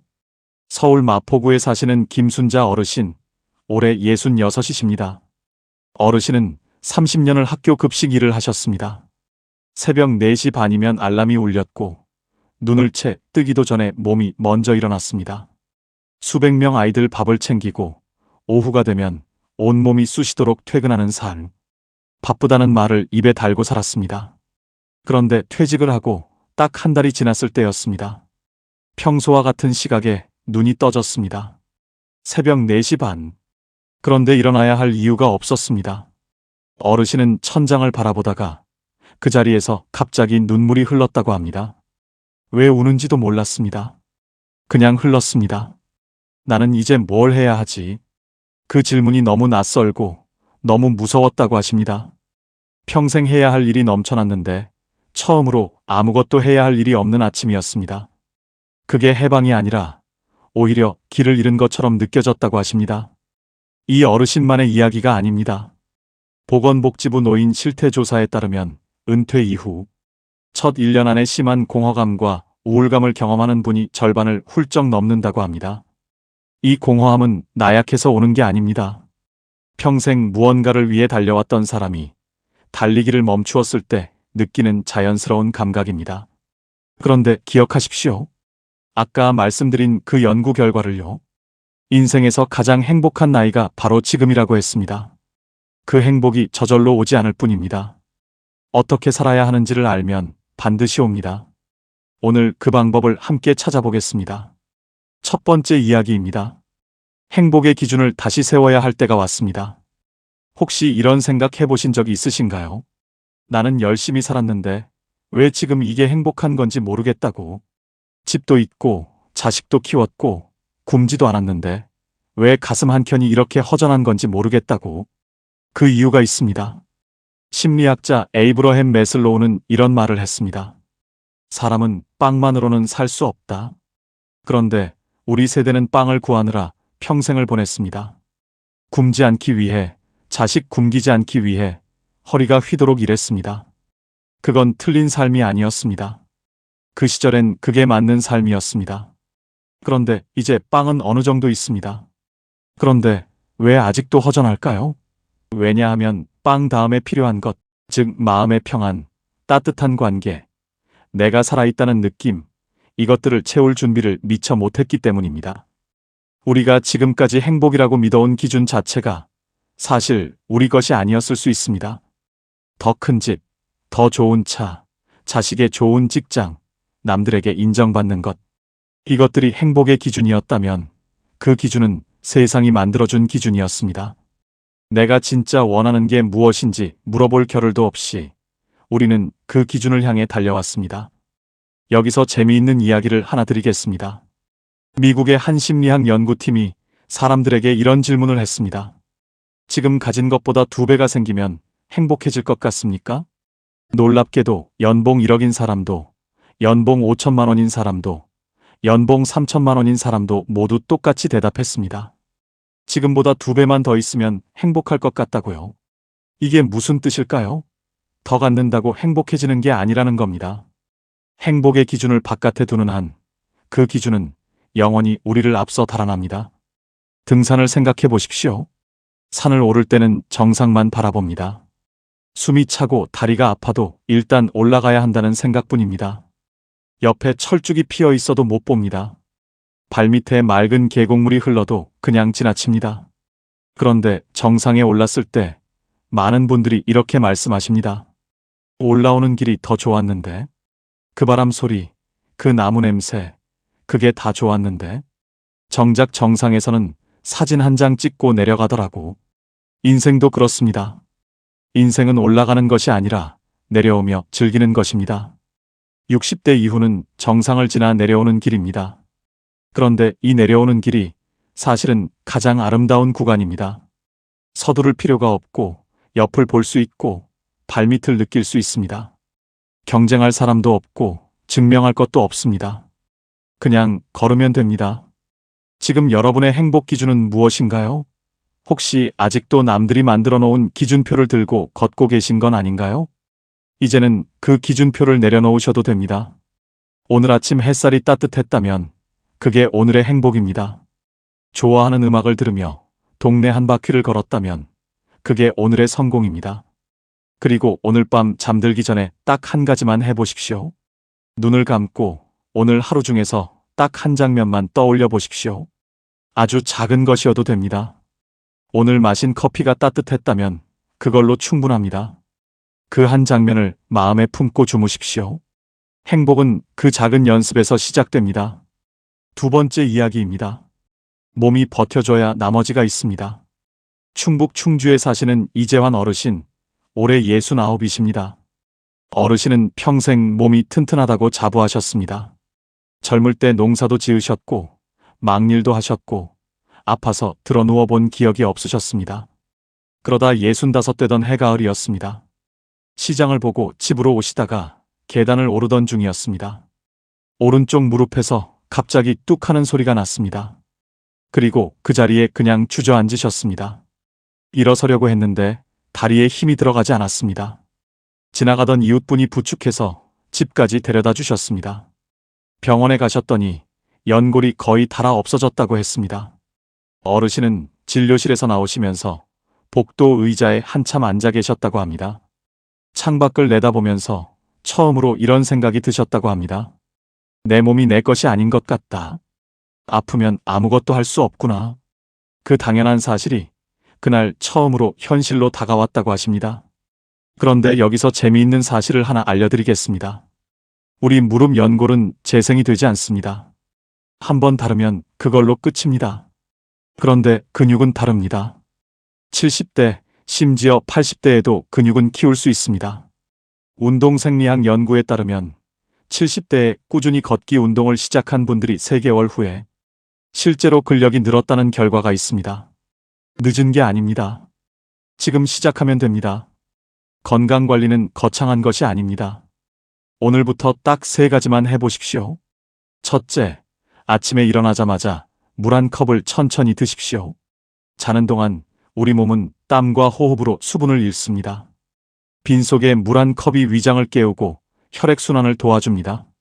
둘째, 점심 먹고 나서 딱 10분만 천천히 걸으십시오. 식후 혈당이 올라가는 시간이 바로 식사 후 30분 아닙니다. 이 시간에 가볍게 움직여 주시면 혈당 조절에 큰 도움이 됩니다. 빠르게 걸을 필요 없습니다. 동네 골목을 그냥 천천히 걸으시면 됩니다. 셋째, 저녁 9시 이후에는 핸드폰을 내려놓으십시오. 핸드폰 화면에서 나오는 블루라이트는 뇌를 각성시켜서 수면 호르몬인 멜라토닌 분비를 방해합니다. 잠을 잘 자는 것이 면역력의 가장 기본입니다. 이 3가지가 처음엔 아주 작아 보일 겁니다. 그런데 이 작은 것들이 1달, 2달 쌓이면 몸이 달라지기 시작합니다. 이재환 어르신은 수술을 받고 재활을 하시면서 이런 말씀을 하셨습니다. 내가 몸 관리를 조금만 일찍 했더라면 지금 이 고생은 안 해도 됐을 텐데. 여러분은 아직 그 후회를 하지 않아도 됩니다. 지금 시작하면 됩니다. 그리고 한 가지 더, 1년에 2번은 꼭 건강검진을 받으십시오. 많은 질병이 초기에 발견하면 완치가 됩니다. 무서워서 병원을 안 가시는 분들이 계십니다. 그런데 모르는 게 약이 아닙니다. 아는 게 약입니다. 아는 순간부터 대처할 수 있으니까요. 3번째 이야기입니다. 인간관계, 이제는 깊게 가져가야 합니다. 이 파트는 오늘 이야기 중에서 아마 가장 가슴이 찌릿하실 부분일 겁니다. 인천에 사시는 정미선 어르신, 올해 67이십니다. 어르신 남편이 퇴직을 한 뒤부터 집안 공기가 달라졌습니다. 어느 겨울 저녁이었습니다. 밥상을 마주하고 앉았는데 둘 다 아무 말이 없었습니다. 숟가락 소리만 났습니다. 텔레비전 뉴스가 흘러나오고 있었지만 그 소리도 잘 들리지 않았습니다. 그냥 남편의 숟가락이 밥그릇에 닿는 소리만 크게 들렸습니다. 어르신은 그 저녁 식탁에서 문득 이런 생각이 드셨다고 합니다. 나는 지금 이 사람 옆에서 왜 이렇게 외롭지? 30년을 같이 살았는데 밥을 먹으면서 이렇게 할 말이 없는 게 정상인 건가? 그 생각에 젓가락을 내려놓고 부엌으로 나오셨다고 합니다. 그리고 설거지를 하면서 혼자 눈물을 흘리셨다고 합니다. 가장 가까운 사람이 가장 큰 외로움을 주기도 합니다. 이건 나쁜 사람이어서가 아닙니다. 평생 각자의 역할을 하며 살아오다가 갑자기 24시간을 함께하게 되면 생기는 자연스러운 충돌입니다. 일본에서는 이것을 재미있는 말로 표현합니다. 남편이 퇴직하면 아내에게 생기는 병이라고 해서 남편 재직 스트레스 증후군이라는 말이 있습니다. 웃음이 나오지만 웃을 수만은 없는 이야기입니다. 한국가족학회 연구에 따르면 은퇴 후 부부 갈등이 가장 많이 발생하는 시기가 바로 은퇴 직후 1년에서 3년 사이라고 합니다. 그래서 부부 사이에도 각자의 시간이 필요합니다. 각자의 취미, 각자의 공간, 각자의 친구. 그게 서로를 멀리하는 게 아니라 오히려 서로를 오래 좋아할 수 있게 해주는 방법입니다. 오늘부터 딱 하나만 해보십시오. 매일 저녁 식사 후에 딱 10분, 오늘 각자 있었던 일 하나씩 이야기해 보십시오. 거창하지 않아도 됩니다. 오늘 마트에서 재미있는 일이 있었다. 오늘 길에서 예쁜 꽃을 봤다. 그 작은 대화가 쌓이면 식탁의 공기가 달라집니다. 정미선 어르신은 지금 남편과 매주 화요일 오전에 동네 뒷산을 같이 오르신다고 합니다. 처음엔 어색해서 말도 없이 그냥 걸었다고 합니다. 그런데 3달이 지나자 걸으면서 이런저런 이야기가 나오기 시작했다고 합니다. 그날 설거지하면서 혼자 울던 어르신이 지금은 남편과 산 정상에서 나란히 앉아 막걸리 한 잔씩 하신다고 합니다. 관계는 바꿀 수 있습니다. 작은 것 하나에서 시작하면 됩니다. 자녀 관계에서도 꼭 말씀드리고 싶은 게 있습니다. 자식이 어른이 된 뒤에도 조언을 멈추지 못하시는 분들이 계십니다. 그 마음은 압니다. 더 잘 됐으면 하는 마음이니까요. 그런데 딱 하나만 기억해 주십시오. 조언은 요청받았을 때만 하는 것입니다. 부탁하지 않은 조언은 아무리 좋은 말이라도 자식의 귀에는 간섭으로 들립니다. 심리학에서는 이것을 자율성 침해라고 부릅니다. 사람은 누구나 자신의 삶을 스스로 결정하고 싶어 합니다. 그 욕구가 반복적으로 막히면 그 상황 자체를 피하게 됩니다. 자식이 멀어지는 이유가 여기에 있는 경우가 많습니다. 자식이 먼저 엄마 어떻게 생각해요? 라고 물어올 때 따뜻하게 말씀해 주십시오. 그리고 자식이 물어오지 않으면 그냥 잘하고 있어 라는 말 한마디로 충분합니다. 그 말 한마디가 긴 조언 10마디보다 자식의 마음에 더 깊이 닿습니다. 지금 주변에 진짜 내 이야기를 들어줄 수 있는 사람 한 명이라도 계신가요? 하버드 의대에서 80년간 진행한 세계 최장기 행복 연구가 있습니다. 그 연구에서 노년의 건강과 행복을 결정하는 가장 중요한 요소가 무엇인지 아십니까? 재산도 아니고 명예도 아니었습니다. 바로 따뜻한 인간관계였습니다. 많은 사람을 알 필요가 없습니다. 진심으로 통하는 사람 한 명, 그 사람과의 관계를 소중히 가꾸는 것. 그게 이 나이의 진짜 재산입니다. 이번 주 안에 오래 연락 못했던 친구 한 명에게 전화해 보십시오. 잘 지내냐고, 밥 한번 먹자고.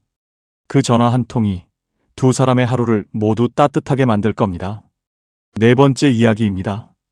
돈과 체면, 이제는 내려놓을 때가 되었습니다. 경북 안동에 사시는 박정호 어르신, 올해 73이십니다. 어르신은 평생 체면을 중시하며 사셨습니다. 모임에 나가면 항상 한턱을 내셨고 남 앞에서 작아 보이는 게 싫으셨습니다.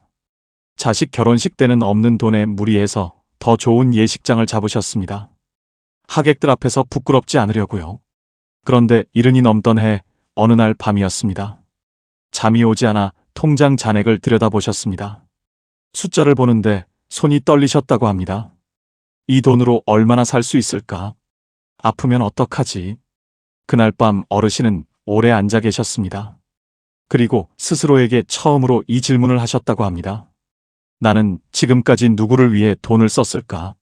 나를 위해 쓴 돈이 얼마나 될까? 그 질문 앞에서 한동안 말문이 막히셨다고 합니다. 여기서 한 가지 재미있는 실험을 소개해 드리겠습니다. 미국 하버드 경영대학원에서 두 그룹에게 돈을 나눠줬습니다. 한 그룹에는 자기 자신을 위해 쓰라고 했고 다른 그룹에는 다른 사람을 위해 쓰라고 했습니다. 그 결과가 어떻게 됐을까요? 놀랍게도 다른 사람을 위해 쓴 그룹이 훨씬 더 큰 행복감을 보고했습니다. 그런데 여기서 중요한 점이 있습니다. 이 실험에서 다른 사람을 위해 쓴다는 것은 거창한 게 아니었습니다. 친구에게 커피 한 잔을 사주는 것, 작은 선물을 하는 것이었습니다. 체면을 위한 소비와 마음에서 우러난 소비는 완전히 다릅니다. 체면 소비는 쓰고 나면 허하고 마음에서 우러난 소비는 쓰고 나면 따뜻합니다. 이제는 체면, 소비를 줄이는 용기가 필요합니다. 비싼 선물 대신 직접 쓴 손편지 한 장이 더 오래 기억됩니다. 거창한 외식 대신 집에서 손수 차린 밥 한 끼가 더 따뜻합니다. 그리고 소소한 일거리를 가지십시오. 큰 돈을 벌기 위해서가 아닙니다. 작은 텃밭을 가꾸는 것, 동네 복지관에서 작은 역할을 맡는 것, 손재주가 있으시면 소박하게 무언가를 만드는 것. 국민연금연구원 조사에 따르면 노후에 소소한 경제 활동을 하는 어르신들이 그렇지 않은 분들보다 삶의 만족도가 유의미하게 높다고 합니다. 오늘 내가 무언가를 했다는 감각, 내가 필요한 사람이라는 느낌, 그게 60대 이후의 삶을 살아있게 만드는 힘입니다. 이번 주에 딱 하나만 해보십시오. 지난달 지출 내역을 펼쳐놓고 없어도 됐던 지출 하나를 찾아보십시오. 그리고 그 돈을 다음 달에는 나를 위한 작은 즐거움에 쓰십시오. 오래 가고 싶었던 가까운 나들이 좋아하는 책 한 권. 그게 진짜 나를 위한 소비입니다. 5번째 이야기입니다. 내일이 기다려지는 하루를 만드십시오. 여러분, 오늘 아침 눈을 뜨셨을 때 가장 먼저 든 생각이 무엇이었나요? 오늘 뭘 하지? 였나요? 아니면 그냥 또 하루가 시작됐구나 였나요? 대구에 사시는 최정숙 어르신, 올해 65이십니다. 어르신은 퇴직 후 1년을 집안에서만 보내셨습니다. 아침에 일어나 뉴스를 보고, 밥 먹고, 낮잠 자고, 저녁 먹고, 텔레비전 보다 주무시는 패턴이 매일 반복됐습니다. 월요일인지 금요일인지도 모르겠더라고 하셨습니다. 그러던 어느 날 오후였습니다. 딸이 집에 왔다가 어르신 옆에 나란히 앉았습니다. 그리고 어르신 손을 잡고 핸드폰을 함께 들었습니다. 엄마, 사진 한번 찍어봐. 딸이 손가락으로 하나하나 짚어가며 가르쳐 주었습니다. 어르신은 처음엔 손가락이 말을 안 듣고 자꾸 엉뚱한 데를 눌렀습니다. 딸이 웃으면서 괜찮아, 엄마, 다시 해봐, 했습니다. 그렇게 1시간이 지났습니다. 어르신이 처음으로 혼자서 사진을 찍고 편집까지 완성했습니다. 베란다 화분에 핀 작은 꽃 한 송이였습니다. 딸이 복지관 게시판에 올려드렸습니다. 다음 날 아침 핸드폰에 알림이 왔습니다. 댓글이 달렸습니다. 어르신, 사진 너무 예뻐요. 어디서 찍으셨어요? 어르신은 그 댓글을 읽고 한참 동안 핸드폰을 가슴에 안고 계셨다고 합니다. 가슴이 두근거렸다고 합니다. 65에 처음으로 느껴보는 두근거림이었습니다. 그 이후로 어르신은 매일 아침 카메라를 들고 동네를 나섭니다. 오늘은 어떤 걸 찍을까? 그 생각에 아침에 눈이 먼저 떠진다고 하십니다. 여러분, 배움에는 나이가 없습니다. 뇌과학 연구에 따르면 새로운 것을 배울 때 우리 뇌에서는 도파민이라는 행복 호르몬이 분비된다고 합니다. 이 도파민은 나이와 상관없이 분비됩니다.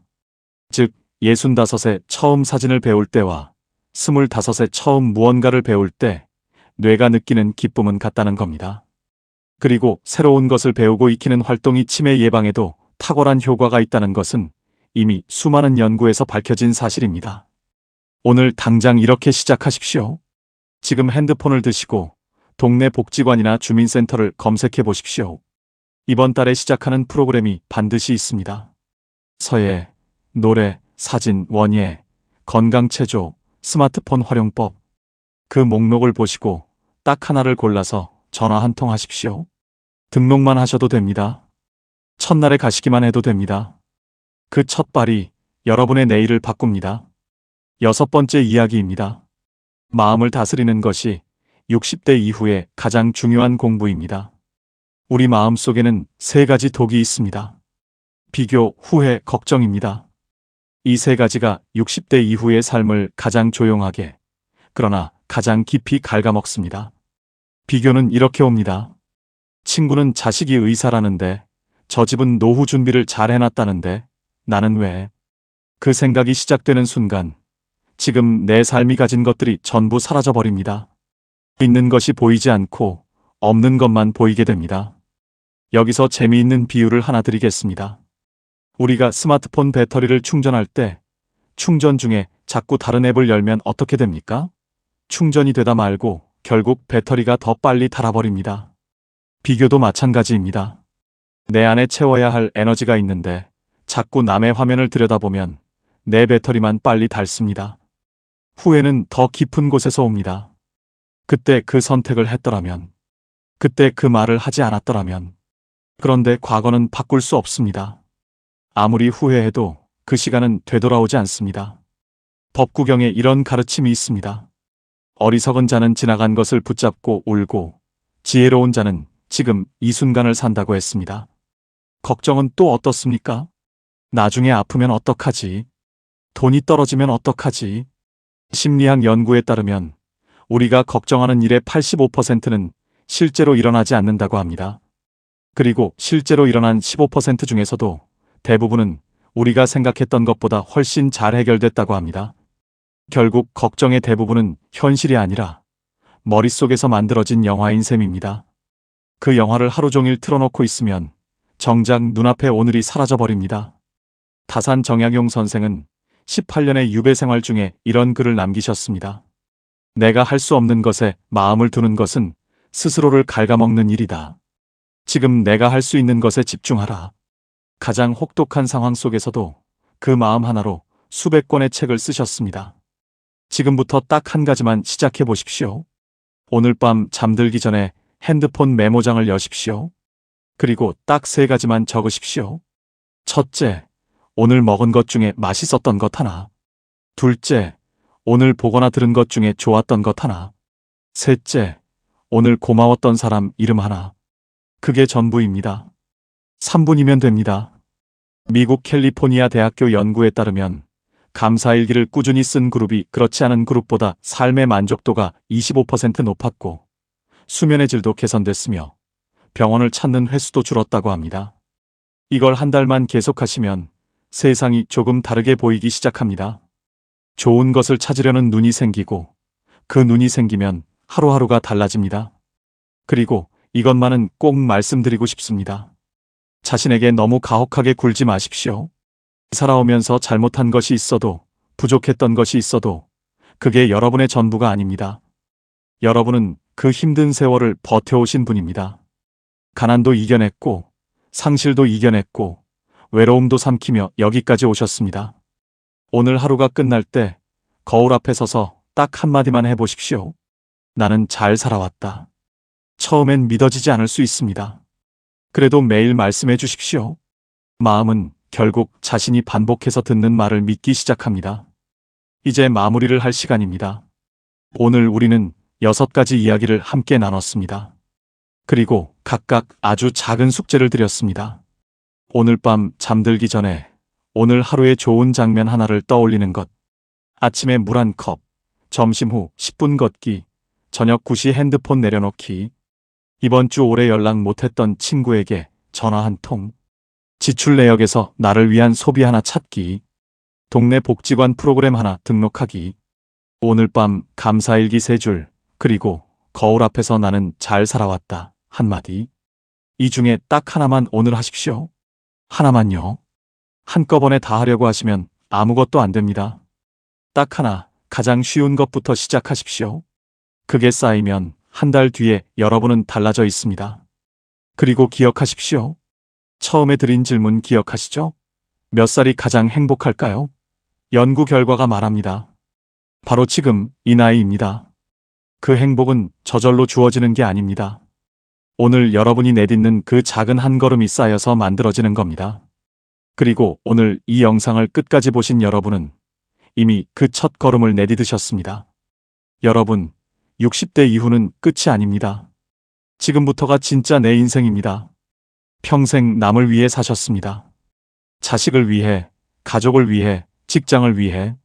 이제는 나를 위해 사셔도 됩니다. 그게 이기적인 게 아닙니다. 자신을 먼저 채워야 주변 사람들에게도 따뜻함을 나눌 수 있습니다. 빈 그릇으로는 아무것도 담아줄 수 없으니까요. 여러분 안에는 아직 피우지 못한 꽃이 있습니다. 아직 가보지 못한 길이 있습니다. 아직 만나지 못한 기쁨이 있습니다. 늦지 않았습니다. 오늘 저녁 따뜻한 차 한 잔을 끓이십시오. 창가에 앉아서 그 온기를 두 손으로 감싸 주십시오. 그리고 조용히 이 말을 마음속으로 되뇌어 보십시오. 나는 충분히 괜찮은 사람이다. 나는 잘 살아왔다. 지금부터가 진짜 내 인생이다. 그 차 한 잔의 온기가 오늘 여러분의 새로운 시작입니다. 여러분의 봄은 지금 이 순간 시작되고 있습니다. 오늘도 끝까지 함께 해주셔서 진심으로 감사드립니다. 지금까지 황금노후였습니다.